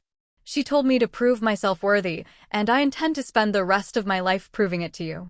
Angelica felt the weight of the moment, the rarest kind of awe, the queen's approval, the promise of love, the undeniable power of knowing that her sister's gaze and judgment had already measured him and found him worthy. Tears slipped freely now, and she laughed softly, a mixture of relief and joy. I can't believe this is real, she whispered. Bentley smiled, lifting her hand to his lips, pressing a gentle kiss to her knuckles. It is real. And it's only the beginning. Angelica's heart swelled, and she felt the warmth of the ring and the quiet, unspoken knowledge that her sister's protection and her own courage had opened the door to this future. She looked at him, eyes bright, voice steady. Then, yes, Bentley. I'll marry you. Bentley's grin broke into a soft laugh, full of relief and promise, and he pulled her into a tender embrace. The city lights outside their windows flickered like stars, a witness to the start of a new chapter, one built on trust, love, and the quiet reassurance that the warrior queen herself had sanctioned this union. Chapter 55, El Maestro on Business. The city was just beginning to stir when Arianes packed the last of her essentials. A week-long engagement demanded her presence elsewhere. Urgent matters, meetings, and negotiations that only El Maestro could command. She moved with her usual precision, every motion efficient, every item accounted for, every contingency considered. Zenobia, of course, was already in her thoughts. The Greek goddess was a force that needed attention, even in absence. Arianes had instructed her bodyguards to coordinate closely with Zenobia's team, discreetly, effectively, ensuring that she would be protected and informed without ever feeling smothered. Before leaving, Arianes summoned her second-in-command. Ensure that Miss Stavriati receives daily updates. Discreetly, she said, her tone calm but commanding. She does not need to know everything, only what affects her. Any anomaly, any threat, contact me immediately. I want no surprises. Yes, El Maestro, her lieutenant replied, crisp and unquestioning. Arianes paused, her eyes narrowing just slightly, considering the goddess once more. And keep her close enough to the city that she can't get herself into trouble, but far enough that she can't claim she's being watched. I want her aware, not threatened. Her lips curved into the faintest smirk. After all, she needs to remember who she's playing with. The car waited. Arianes stepped inside, settling into the seat like the queen she was. Even as the convoy pulled away, every glance, every touch, every whispered instruction she had left in place was calculated, a testament to her reach, her foresight. The week would pass in business, but the game, the tension, the pull between her and Zenobia would simmer and grow even in absence. And as she looked out the window at the awakening city, she allowed herself the smallest of private thoughts, a flicker of anticipation for when she would return to confront, to tease, to claim the goddess once again. Zenobia sat on the edge of her expansive penthouse terrace, the city lights sparkling like scattered gems beneath her. Glass of wine in hand, she stared at the skyline, but her thoughts were nowhere near the view. Every movement, every laugh, every deliberate brush of Ariane's touch from the night before replayed in vivid detail, teasing her senses, leaving a slow-burning ache she could not soothe. The week stretched ahead like a taut wire, a reminder that the warrior queen, the untouchable, untamed Maestro, was absent. For all her power, her influence, and her audacity, Zenobia felt the lack like a wound, a void she could not fill. She swirled the wine in her glass, letting the ruby liquid catch the light, but she did not drink. Her mind replayed the queen's every subtle movement, the smirk that spoke of unyielding control, the hesitant nod that admitted, if only slightly, the thrill of their encounter. She leaves, yet she does not leave, Zenobia thought, frustration mingling with admiration. Every order, every instruction she's left, even in absence, she moves the board. I cannot reach her. And yet, I feel her. Her fingers brushed the edge of the balcony, unconsciously mimicking the way Ariane's hands had traced her own body the night before. A shiver ran down her spine at the memory, the audacity, the dominance, the fire that refused to be tamed. She sent a subtle message to her bodyguards, coordinated with the queen's team as instructed. The goddess would have been satisfied with control, with information, but even with all her influence, Zenobia felt the queen's absence as a delicious frustration, a hunger that could not yet be fed. Zenobia closed her eyes and exhaled slowly. "You are impossible, Arianes," she whispered to the night. "And I will have you. When you return, I will make sure you cannot deny me. Not even for a moment." The wind picked up, stirring her hair like fingers of anticipation, teasing her senses with a reminder that absence made the pull all the sharper. Zenobia smiled, sharp and confident, yet undeniably aware of the longing that threaded through her chest. The game is far from over. Chapter 56, The Return. The sun was dipping low behind the mountains when Ariane's convoy rolled into the compound, the familiar gates swinging open with the smooth efficiency she had instilled. Even after a week away, the rhythm of her world, the hum of the city, the subtle command in every corner of her domain, welcomed her back with quiet reverence. Ariane stepped out of the armored vehicle, power radiating in every measured motion, yet her thoughts were already alert, scanning, calculating, aware of more than just the business she had been away for. The familiar sound of high-performance tires drew her attention before she even saw the figure. And then she saw her, Zenobia Yana Stavriati, standing at the edge of the courtyard, dress catching the fading sunlight, every inch the predator, the goddess, the force that had haunted her thoughts all week. "You came," Ariane said, measured, controlled, though her pulse betrayed a fraction of what her mind tried to conceal. Zenobia's smile was a weapon, sharp and knowing. "Of course I came," she said, stepping closer. "I couldn't wait another day. I had to know." Her eyes flicked up to Ariane's face, dark and piercing, "that you feel it too." Ariane stiffened slightly, masking the reaction with a slow, deliberate inhale. "Feel what?" she asked, voice low, deceptively casual. Zenobia closed the distance, her presence overwhelming, the faint scent of her perfume like a siren's call. She brushed a hand lightly across the queen's arm, not touching, yet the heat of proximity was undeniable. "The pull," Zenobia murmured, voice sultry. "The tension. That undeniable fire. You cannot deny it, can you, El Maestro?" Ariane's jaw tightened imperceptibly, but her eyes betrayed a flicker of the truth. She had felt it all week, every heartbeat, every lingering thought, every plan she made shadowed by Zenobia's absence. She had not admitted it, not even to herself, but the Greek goddess had read it like an open manuscript. "I do not deny what I control," Ariane said finally, measured, a controlled smirk tugging at her lips. "But the fire does not dictate my actions." Zenobia tilted her head, eyes smoldering with the certainty of desire. "Good. Then let's see how long you can resist, before you decide it's worth surrendering." The wind tugged at the edges of their clothes, a natural spotlight on the dangerous dance unfolding. Zenovia's fingers grazed Ariane's once more, deliberate, teasing, and the queen did not pull away. Not yet. Ariane's pulse thrummed in her veins, the magnetic tension undeniable, the game escalating with every heartbeat. "You are bold," she said, voice low, deliberate, dangerous, and audacious. "But I do not break easily." Zenovia's laugh was soft, low, and dripping with promise. "Oh, I don't want to break you, El Maestro," she whispered, dangerously close. "I want to claim you, even if it takes everything you have to resist me." And in that charged silence, the courtyard seemed to shrink, the air between them thick with anticipation. The pull, the undeniable, dangerous, delicious pull, was mutual. Arianes and Zenovia, warrior and goddess, predator and equal, stood on the edge of inevitability. Chapter 57, Boundary Shattered. The courtyard was quiet, save for the faint hum of the city beyond the gates.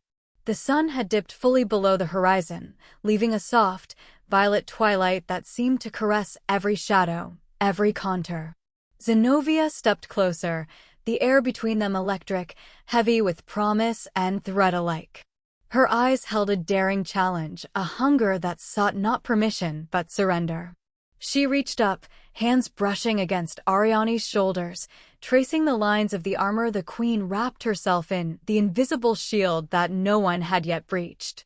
"Let me in," Zenovia whispered, voice a sultry command that didn't demand, but rather made surrender irresistible.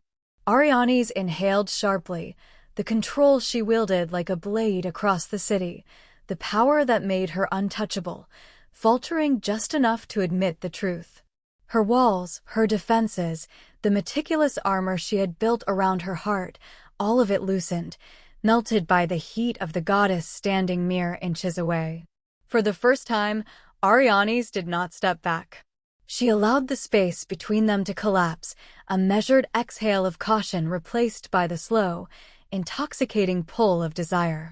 Her hands found Zenovia's waist, guided by instinct, guided by want, guided by the quiet surrender she had never allowed herself before. Zenovia leaned in, their foreheads touching, breaths mingling. The goddess' lips brushed the queen's, tentative at first, testing, teasing, but Ariane's did not pull away. Not even when Zenovia's kiss deepened, insistent, claiming, making the boundary between them meaningless. Every careful, controlled thought Ariane's had clung to all her life, the warrior, the strategist, the untouchable El Maestro, was stripped away in that single, searing contact. She let herself feel desire, longing, surrender, and something unspoken, yet understood, two forces colliding, powerful and equal. Zenovia's hands threaded into Ariane's hair, tilting her head, deepening the kiss, and the queen finally closed the last gap, leaning fully into the connection, letting herself be claimed not as a conqueror, but as someone who wanted, who needed, who could not resist. Time stretched, the world beyond the compound fading to a hushed whisper. Every careful calculation, every command, every fear of vulnerability dissolved. There was only the heat of skin on skin, the pull of desire, the intoxicating fire of two extraordinary women discovering the impossible pleasure of surrendering to each other. When they finally parted, breathless and flushed, their foreheads still pressed together, Ariane's lips curved into a slow, satisfied smirk, a rare admission that the queen had chosen, willingly, to let someone inside her fortress. Zenovia's eyes glimmered with triumph and awe, her voice a sultry murmur that vibrated with promise. "So, you can be claimed." Ariane's laugh was low, dangerous, and intimate. "Only by the right goddess," she murmured, pressing one last gentle, possessive kiss to Zenovia's temple. And in the quiet aftermath, the air between them thrummed with the inevitability of more, a game no longer just of power and teasing, but of fire, surrender, and mutual desire, raw and unrestrained. Chapter 58, The Queen Claims. The courtyard was bathed in moonlight, silver and cool, but it did nothing to temper the heat that crackled between them. Zenovia's breath hitched as Ariane's hands slid up her sides, her fingers pressing firmly, not just holding, but commanding. Without warning, Arianes pressed Zenobia against the wall, the impact gentle enough not to harm, precise enough to assert dominance. The goddess' eyes widened, not in fear, but in awe. Every muscle, every instinct, recognized the raw, deliberate power radiating from the queen. "You've been waiting for this," Arianes murmured, voice low, roughened with desire. "But now, you follow me." Zenovia's pulse raced. Her hands lifted instinctively, only to find themselves pinned against her own body as Arianes leaned closer, her forehead touching Zenovia's. The queen's lips trailed to the side of her jaw, a deliberate, teasing brush that sent shivers racing down the Greek goddess' spine. "You think you can tempt me," Arianes continued, her tone a dangerous mix of velvet and steel. "You think you can control me with your fire, your scent, your gaze. But I am El Maestro, and I claim what I desire." Zenovia's breath caught. She trembled, not from fear, but from the undeniable intensity of being held, dominated, yet desired beyond comprehension. Her hands tried to reach, but Ariane's strength was precise, guiding, restricting in a way that only intensified the pleasure of surrender. Arianes pressed herself closer, the heat of her body matching the fire in her eyes. "You wanted this, didn't you?" she whispered, lips hovering near Zenovia's ear. "You wanted to feel what it's like to be under my control, to know the power of someone who won't ever let go." "Yes," Zenobia breathed, the word trembling with surrender and exhilaration. I want it. I want you." Ariane's smirk was dark, commanding. "Good. Then remember this. Every moment with me is not just passion. It's power. Desire wrapped in dominance. You'll feel it in every glance, every touch, every whispered word." With that, the queen claimed her fully, not roughly, not carelessly, but with deliberate, intoxicating control. Hands tracing, lips brushing, bodies pressing, each movement a lesson, a declaration, a fusion of authority and unrestrained passion. Zenobia melted against her, gasping as Ariane's lips finally captured hers, not softly, but with deliberate intent, a kiss that was both an assertion and a promise. The warrior queen owned this moment, this desire, this connection. And Zenobia, in her surrender, understood that this was not just lust, it was a collision of equals, fire meeting fire, desire meeting power. When they finally broke apart, just slightly, Ariane's gaze bore into Zenovia's, fierce and unwavering. "Never forget who holds the reins," she murmured, a low growl threaded through her words. Zenobia could only smile, flushed, breathless, utterly consumed by the force that was the queen, knowing, in that moment, that she had given herself willingly to someone untouchable, unstoppable, undeniable. Chapter 59. The Queen's Claim. The moonlight spilling across the bedroom made the room seem smaller, more intimate, yet it did nothing to dim the heat radiating from the two figures within it. Ariane's hands were everywhere, guiding, claiming, asserting. Every movement was precise, deliberate, a demonstration of control woven with desire. "Zenobia," Arianes murmured, her voice low, commanding and trembling just enough to betray the fire within. "You're mine tonight. All of you. Every inch, every heartbeat, you feel that? You feel how much I want you." The Greek goddess shivered, breath hitching, caught between resistance and surrender. She opened her lips to speak, but Ariane silenced her with a kiss that burned and claimed, soft yet searing, insistent yet tender. Every brush of lips, every press of body, every whispered growl said the same thing: "This is mine." Ariane's hands slid over Zenovia's curves, memorizing, exploring, each touch a lesson in power and intimacy. She guided the goddess backward until her fingers pressed into the soft bed beneath, and with a commanding grace, Arianes led her down, pressing Zenobia fully onto the mattress. "You're not resisting, are you?" Arianes whispered, a dark smirk dancing on her lips. "Because you can't. You shouldn't." Zenobia gasped, the words caught in her throat as Arianes leaned over her, body pressing, heart hammering against heart. Every kiss, every touch, Every deliberate brush of skin against skin was a firestorm of claim and desire. "You feel this," Arianes murmured against her lips, voice thick with hunger and control. "The pull between us? The fire that doesn't let up? That's me. That's always been me. And now, it's yours to feel." Zenobia trembled beneath her, completely surrendered, lost in the force that was El Maestro. The queen moved with rhythm, passion entwined with authority, every touch, every whisper, every heated sigh a declaration. This is not just intimacy. This is claim. This is fire. This is ownership tempered by desire. Time became a blur, the room alive with the sound of breath, heartbeats, and the delicious, intoxicating clash of two unstoppable forces. Arianes held nothing back. Each kiss, each movement, each growl of her voice was designed to consume, to enthrall, to mark the Greek goddess as hers in every sense. Clothes became irrelevant. Skin brushed skin. Ariane's hands moved with precision and passion in equal measure. She found Zenobia ready and needy when her hands slid beneath her legs. Zenovia's back arched off the bed, her legs wrapping around Ariane's, begging for more. Ariane's mouth left hers and trailed warm, searing kisses down her body, dipping lower. When her mouth claimed Zenobia, a low growl escaped her throat.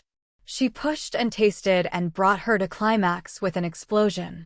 When at last they laid spent next to each other, the room heavy with heat and electricity, Arianes rested her forehead against Zenovia's, chest rising and falling in tandem. Her lips brushed the goddess' ear. "You're mine. Understand that. Every look, every thought, every desire from here on, it belongs to me."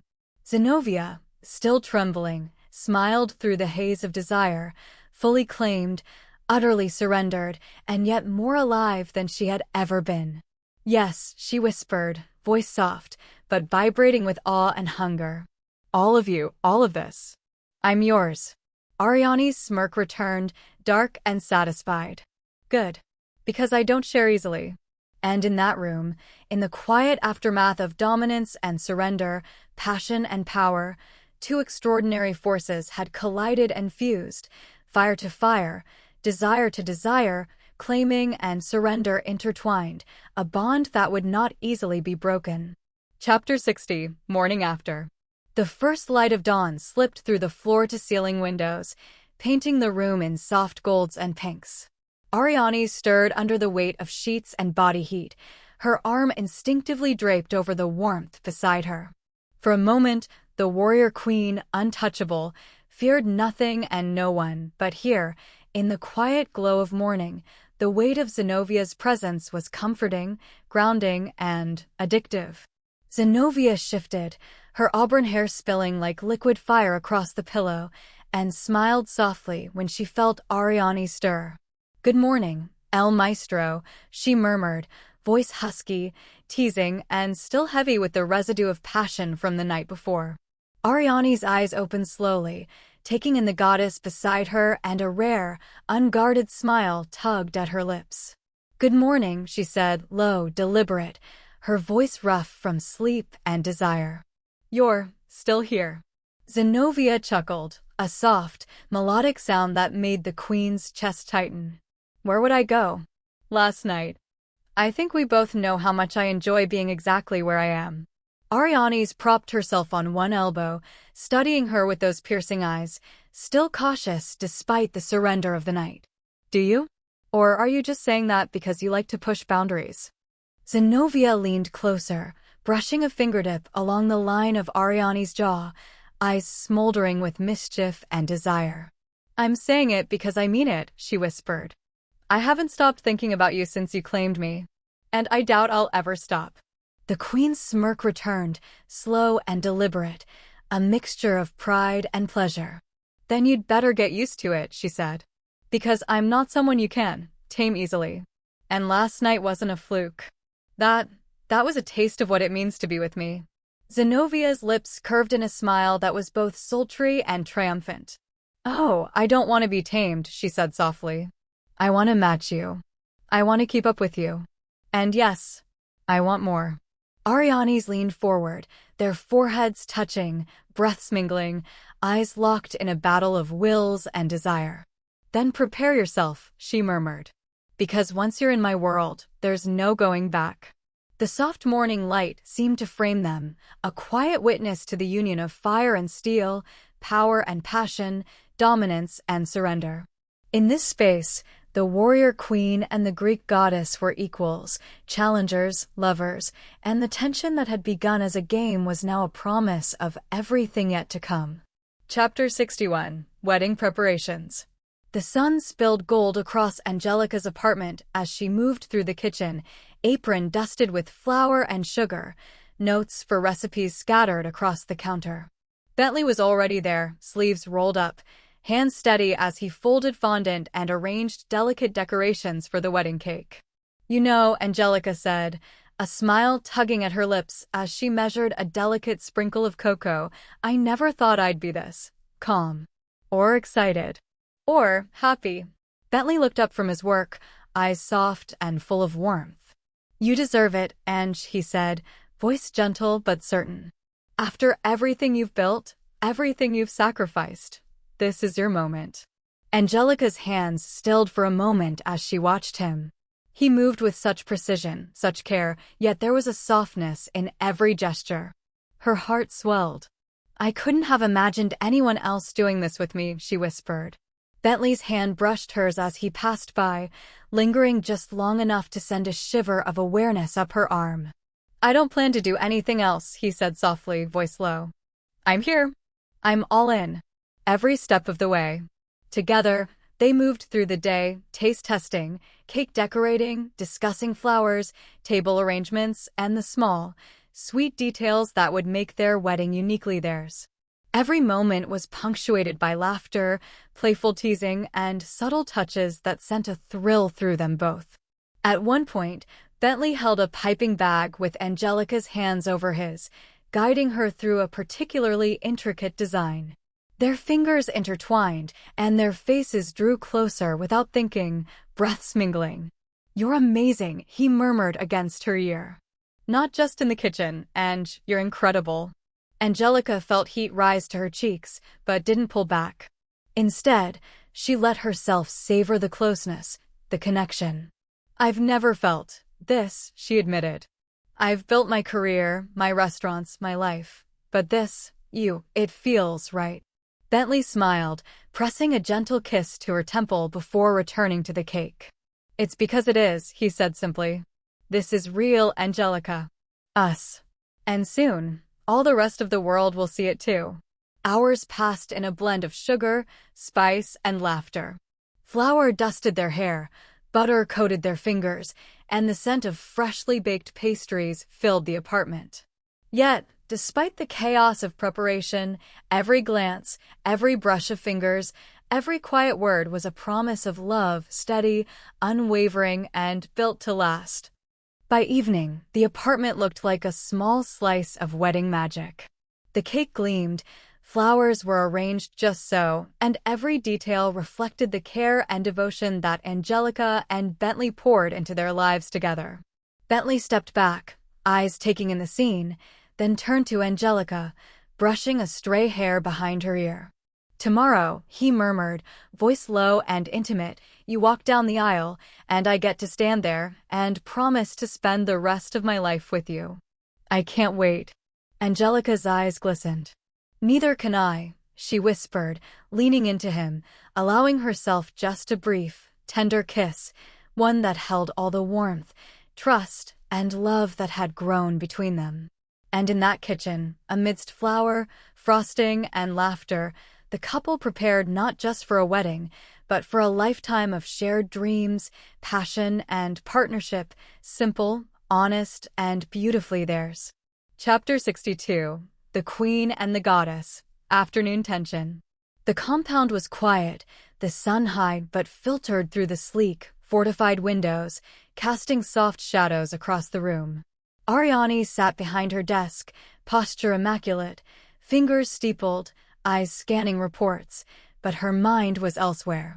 Every detail of last night lingered, every whispered word, every brush of skin, every surge of power and passion. The sound of a soft knock at the door pulled her from her thoughts. "Enter," she called, voice steady, yet there was a subtle tightening in her chest.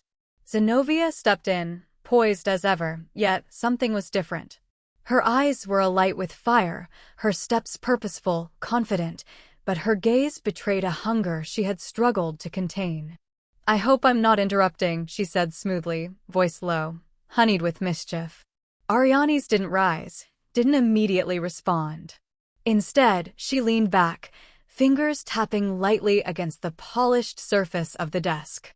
"You know exactly what you're doing, Zenobia," she said, eyes narrowing slightly, a faint smirk tugging at her lips. "You're testing boundaries." Again. The Greek goddess moved closer, closing the space with a predator's grace. "Boundaries are meant to be tested, El Maestro," she murmured, voice dropping a notch, thick with implication. "And some are meant to be crossed." Ariane's smirk deepened, though her posture remained composed, commanding. "Not all boundaries," she said firmly. "Some are mine to control." Zenobia tilted her head, letting her fingers brush against the edge of the desk, closer to Ariane's, just enough to feel the electric current between them. "Is that a challenge?" she asked softly, leaning just slightly into the queen's face. "Because I love a good challenge." The room seemed to shrink, the air thick with tension. Arianes didn't flinch.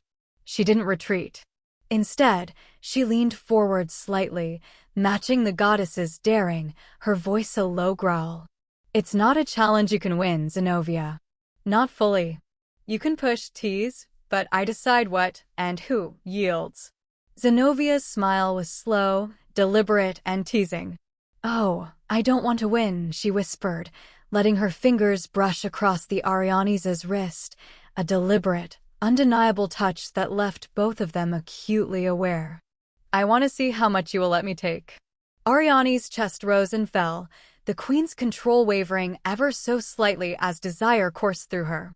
She allowed her hand to hover near Zenovia's, a hair's breadth away, letting the goddess feel the pull of power, the unspoken promise of what could happen, but still holding the line. "Be careful," Ariane said, her voice steady but low, heavy with warning and want. "You push too far, you'll find there's no coming back." Zenovia's laugh was soft, thrilling, and intimate. "Then I'll push," she said, voice teasing, eyes glinting with fire. "Because I need to know if El Maestro can match me. If you can match me." For a long moment, neither moved. The air between them was electric, heavy with unspoken desire and mutual understanding. Every glance, every subtle movement, every deliberate pause was a game of power, passion, and temptation. And though Ariane still held her guard, she could feel the pull, the undeniable force drawing her closer, teasing her carefully, dangerously, deliciously. Chapter 64: The Lap and the Kiss. Ariane sat back in her chair, mind, sharp and disciplined, tried to focus, but it was impossible to ignore the presence in the room. Zenobia moved with that predatory elegance, every step deliberate, every motion teasing. And then, as if gravity itself bent toward desire, she climbed onto Ariane's lap, straddling her, facing her fully. The queen's hands froze, eyes widening for a fraction of a second before settling into measured control. "You have no idea how bold you are," Ariane's murmured, voice low, steady, but her pulse had picked up pace. Zenobia tilted her head, letting her fingers graze the edges of Ariane's shoulders, drawing circles that sent shivers down the queen's spine. "Bold," she whispered, leaning in closer. "No, this is natural. It's inevitable." And then, without further hesitation, she kissed her. It was a kiss that demanded attention, deep and deliberate, a collision of fire and control. Ariane's hands instinctively found Zenovia's hips, steadying her, guiding, but not pushing away. Every nerve in the queen's body screamed, warning, delighting, aching for more. Zenobia pressed closer, her lips moving against Ariane's, teasing, claiming, tasting a deliberate, intoxicating force that made the room itself feel smaller, hotter. The kiss deepened, became a slow, deliberate dance, fingers tangling in hair, hands gripping, pulling closer. Ariane's, ever El Maestro, didn't resist, didn't push her off, but she controlled the tempo, the rhythm, letting Zenobia feel the full weight of her power, even in surrender. Every inch, every gasp, every brush of lips whispered a dangerous truth. This is mine, but you are mine willingly. When they finally broke, breaths mingling, foreheads pressed together, Ariane's eyes bore into Zenovia's, sharp and commanding, yet now tempered with a raw, undeniable hunger. You've crossed a line, Ariane's murmured, voice low, hoarse, deliberate. And yet, I allowed it. Not because I'm weak, but because you intrigue me more than anyone ever has. Zenovia's smile was wicked, triumphant, and utterly disarming. Good, she whispered. Because I intend to see just how much of you I can unravel, and I think you want me to. Ariane's lips curved into a dark, satisfied smirk. Be careful, goddess. I am not one to be taken lightly. And yet, I do admit, she leaned in, letting her breath ghost against Zenovia's lips. I like this game. And in that sunlit office, the queen and the Greek goddess sat locked in proximity, a kiss lingering, hearts racing, desire humming through every nerve, a game now turned deliberate, electric, and unavoidable. Chapter 63. The Queen Claims Again. The kiss lingered, electric and teasing, until Ariane's eyes darkened with that unmistakable command.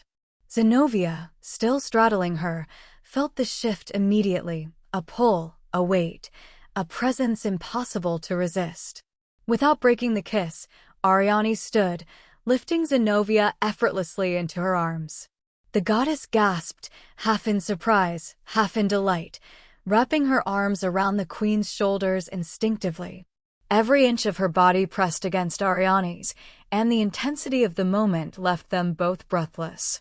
You like to push boundaries, Ariane's murmured, her voice a low growl against Zenovia's ear as she carried her across the compound.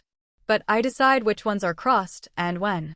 Zenovia's fingers tangled in the Ariane's hair, tugging gently, her breath ragged. I don't want to stop, she whispered, voice shaking with desire and anticipation. I want everything you have, all of you. Ariane smiled, dark and commanding, and pressed a deliberate kiss to her temple. Then you'll get it. All of it. But know this, there's no turning back once you let me in. The bedroom doors closed behind them with a soft click. Ariane's hands traced the lines of Zenovia's body, memorizing every curve, every shiver, every reaction. She set her down gently but firmly, the goddess back against the bed, eyes wide, lips parted, pulse racing. You are mine, Ariane said, voice low and deliberate, letting the weight of the words settle in the air between them. In every way that matters. Zenobia leaned forward, her forehead brushing the Ariane's. And I'm yours, she breathed, the surrender absolute, yet daring, teasing, her own fire matching the queen's intensity. Ariane's hands moved with precision, strength, and care, guiding, claiming, igniting. Every touch was a statement, every movement deliberate. She leaned down, lips capturing Zenovia's in a kiss that was no longer teasing, it was demanding, devouring, and entirely possessive. The goddess moaned softly, her fingers gripping the sheets, letting herself feel the full weight of being claimed. The world outside ceased to exist. There were only the queen and the goddess, fire and power, dominance and surrender, passion and intensity in every motion, every breath, every whispered word. Ariane's pressed her against the bed, hands exploring, lips claiming, and for the first time, Zenobia understood fully what it meant to be with the warrior queen, untouchable, undeniable, and all-consuming. Even in surrender, there was control. Even in desire, there was power. And between them, the heat built into a storm impossible to resist, their bodies and wills colliding in a dance of fire, passion, and absolute possession. Chapter 64. Dawn of Realization. The first rays of sunlight filtered through the tall windows, painting the bedroom in soft gold. The air still carried the warmth of their bodies, the lingering scent of desire, and the quiet echo of whispered names and shared moans. Arianes lay on her back, one arm draped over Zenovia's waist, holding her close yet giving her space. The queen's sharp, disciplined gaze softened as she studied the goddess' face, flushed, hair tangled, lips slightly swollen, eyes still half-lidded with sleep and lingering passion. Zenobia shifted slightly, nuzzling the curve of Ariane's neck, letting her fingers trace idle patterns over the queen's chest. You're incredible, she murmured, voice husky, awe and longing mingling in every syllable. Arianes allowed herself a slow exhale, the tension in her body finally relaxing. I told you, she said softly, lips brushing Zenovia's temple, this is what it means to be claimed. Not just in body, in mind. In will. Zenobia tilted her head up, eyes meeting the queen's with that familiar mix of fire and vulnerability. Anne. I like it, she admitted, voice low, almost shy. Even when you're terrifying. Arianes let out a low chuckle, a sound rare and intimate, as if it belonged only to Zenobia. Terrifying, yes. But I am yours, if you want me to be. I don't do half measures. The goddess smiled, letting herself sink fully into the embrace, feeling the unspoken weight of the queen's power, control, and care. I want all of it, she whispered, her fingers brushing over Ariane's jaw, over her lips, over the lines of strength that defined her. Ariane's lips hovered over Zenovia's, a teasing, deliberate pause. All of it comes with responsibility, she murmured. You need to understand. Being with me means there's no retreat. No hesitation. You step into my world entirely, or not at all. Zenovia's hand found the queen's, fingers lacing together with confidence. Then I step in, she said, voice steady now, eyes burning with determination. I've never wanted anything more. Arianes finally lowered her lips to Zenovia's in a gentle, lingering kiss, one that held promise, power, and a dawning recognition of what had begun between them. It was a kiss of intimacy, of claiming, of a fire that would continue to burn long after the morning light. For a few quiet moments, they simply held each other, the world outside the compound fading into insignificance. Words were unnecessary. Every touch, every glance, every shared breath said more than 1,000 declarations ever could. The warrior queen and the Greek goddess had crossed boundaries, surrendered to desire, and yet, in the aftermath, they had discovered something far more profound: trust, connection, and the undeniable pull of two forces destined to collide again and again. Chapter 65. The Wedding. The morning light spilled through the elegant windows of Angelica's suite, brushing against delicate lace and polished silver. The air was filled with the scent of fresh flowers and the soft hum of activity as the bridal team worked with quiet precision. Angelica stood in front of the full-length mirror, her hands trembling slightly, not with fear, but with a delicious, nervous anticipation. Bentley entered quietly, perfectly attired in a tailored cream suit, his eyes immediately finding hers. He moved toward her with deliberate care, placing a gentle hand over hers.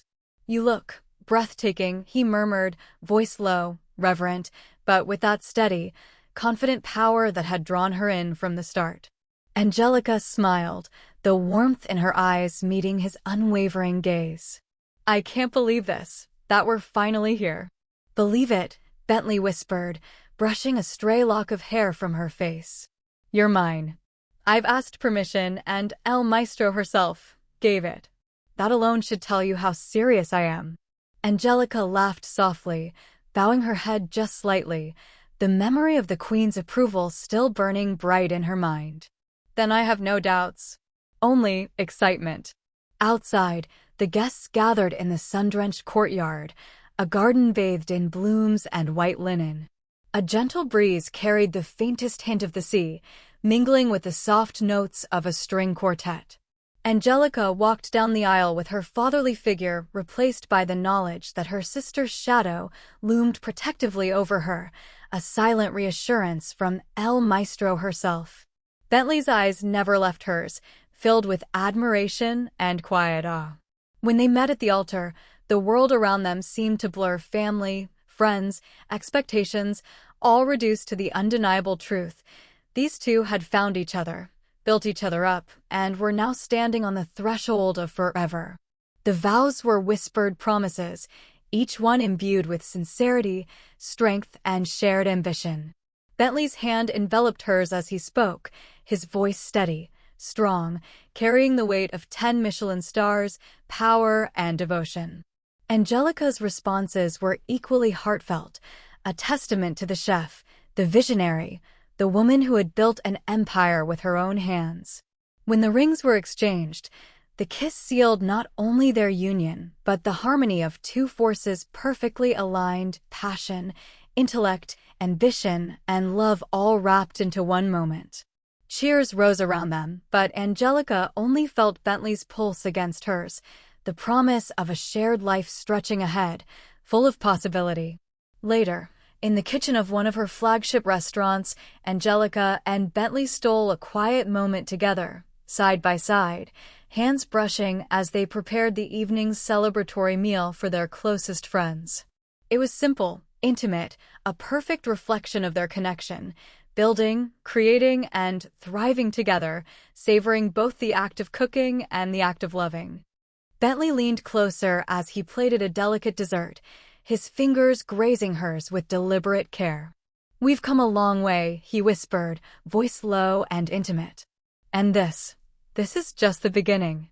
Angelica's eyes shone, a mixture of laughter, love, and awe. "Then let's make it unforgettable." Chapter 66. El Maestro's Speech. The chatter softened as the guests turned toward the grand dais. Ariane stepped forward, the room's temperature seeming to drop a degree or two, her presence impossible to ignore. Even in a flowing, understated gown, every inch of her radiated power, authority, and calm command. Eyes widened, whispers rippled. Everybody instinctively felt they were in the presence of someone untouchable. Ariane's voice rang out, clear, measured, and magnetic. "Ladies, gentlemen, and those who think they know what power is." A subtle smirk curved her lips, catching a few off guard. "Today, we celebrate more than a wedding. We celebrate love, partnership, and the strength it takes to build something real, something that doesn't rely on fortune or fear, but on courage, vision, and dedication." Her gaze swept the room. Angelica Navarro didn't inherit her empire, she created it. She built it with her own hands, her own mind, and her own heart. And today, she stands beside a man who not only recognizes her worth, but matches her ambition, passion, and respect in every way. A soft murmur of agreement swept the guests. Bentley, standing beside Angelica, gave a respectful nod, eyes shining with pride and humility. Ariane's tone hardened slightly, the queen's authority unmistakable. To those who think that titles, wealth, or connections can define a person, watch closely. Watch how two people, strong on their own, become unstoppable together. Let that be a lesson to you all. Power is respect earned, loyalty is a choice, and love is an act of courage. She lifted her glass, calm and commanding, letting the weight of her presence hang in the air. To Angelica and Bentley, may your partnership be as fearless, unyielding, and extraordinary as the forces that brought you together. And may you never forget that true strength always walks hand in hand with love. The room erupted in applause, but Ariane's eyes found her sister's first. Angelica's radiant smile and tear-bright eyes held all the gratitude, admiration, and quiet wonder that words could not capture. Ariane's allowed herself the smallest nod, an acknowledgement of triumph, protection, and pride. The queen stepped back, letting the crowd continue their celebration, leaving behind the unmistakable mark of El Maestro's presence, a blend of awe, reverence, and subtle warning. Power is to be respected, even when cloaked in grace and love. Chapter 67. The Warrior Queen Claimed. The room was dim, the last glow of sunset streaking through the tall windows, painting the space in amber and gold. Ariane's moved with the quiet precision of the queen she was, yet her heart raced, pulse thrumming in ways that no command or control could restrain. Zenobia stepped forward, deliberate, unstoppable, her eyes blazing with intent and desire. "Arianes," she whispered, her voice a mix of reverence and need. "I'm not asking anymore. I am taking what's mine." The queen's gaze met hers, sharp, calculating, and then softened in surrender. For the first time, Arianes let herself feel entirely the fire, the want, the pull.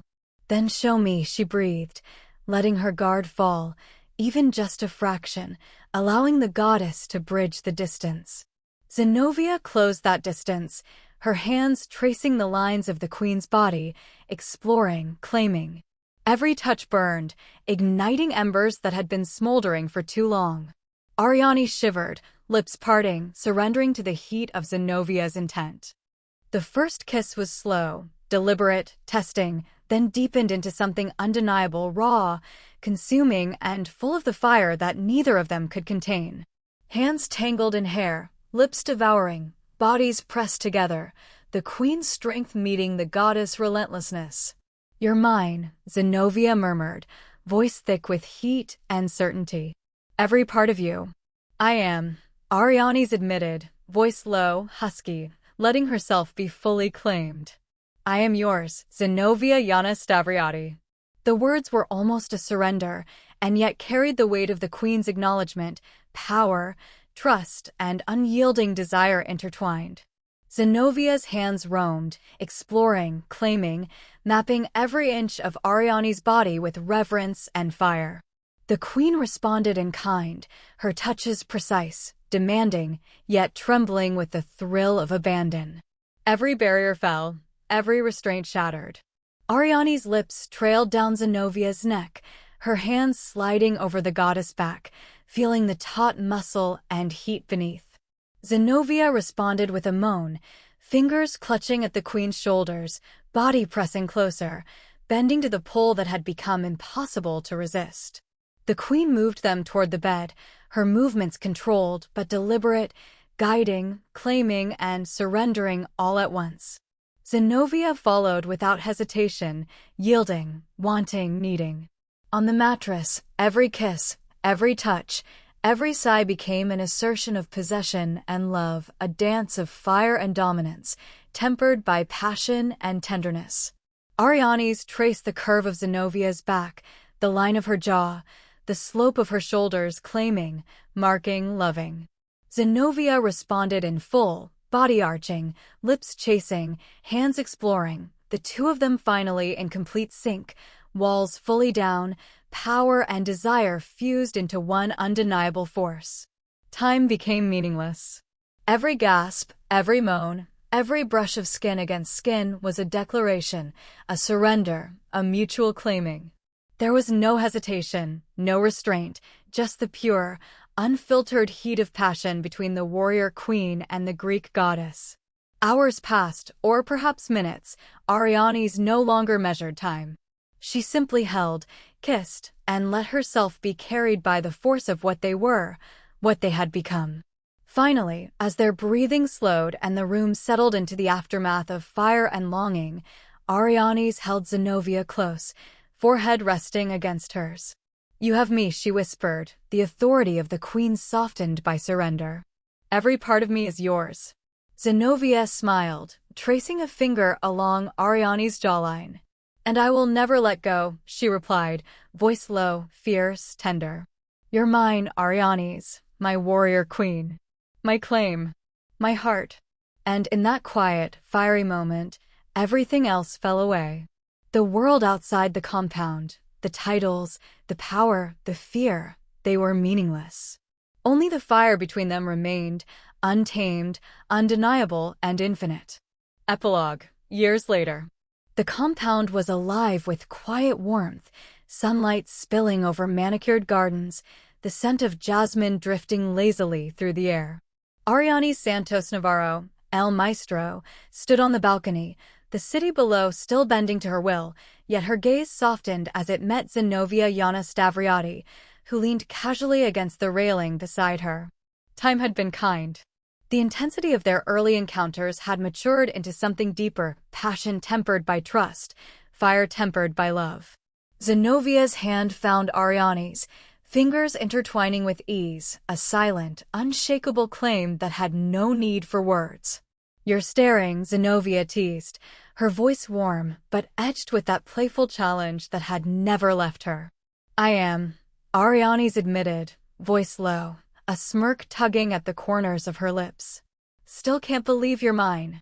"Fully, completely, mine."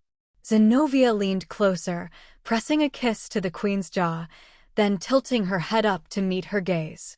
"I always was. You just needed me to remind you." A soft laugh escaped Arianes.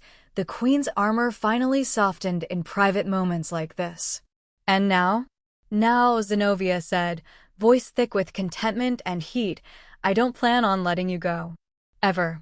Their laughter mingled with the breeze, bodies pressed together in a way that was at once tender, intimate, and still charged with that undeniable fire that had marked their first encounter. The queen had been claimed, and she thrived in it, and so had the goddess.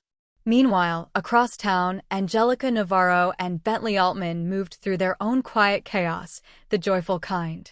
The restaurant they had built together buzzed with life, as Angelica guided a new dish through the kitchen, Bentley close behind, teaching, laughing, and stealing little kisses whenever he could. And now a tiny life had joined their orbit. Angelica rested a hand against her growing belly, smiling as Bentley's hand covered hers. "Can you believe it?" she asked softly, her eyes shining. Bentley smiled, leaning down to press a gentle kiss to her forehead. "I can. I've waited for this my whole life, for both of you, for us." Angelica laughed, a soft, contented sound. "We're doing it. We're building something beyond what I imagined. And you'll never do it alone," Bentley replied, voice low, full of certainty. "I'll be here. Always." Back at the compound, the queen and her goddess shared a quiet evening, the city lights below twinkling like stars. Arianes held Zenobia close, feeling the steady heartbeat of the woman who had become her anchor, her fire, her equal. "We've come far," Zenobia murmured, pressing her forehead to the queen's shoulder. "From the first touch to this life together."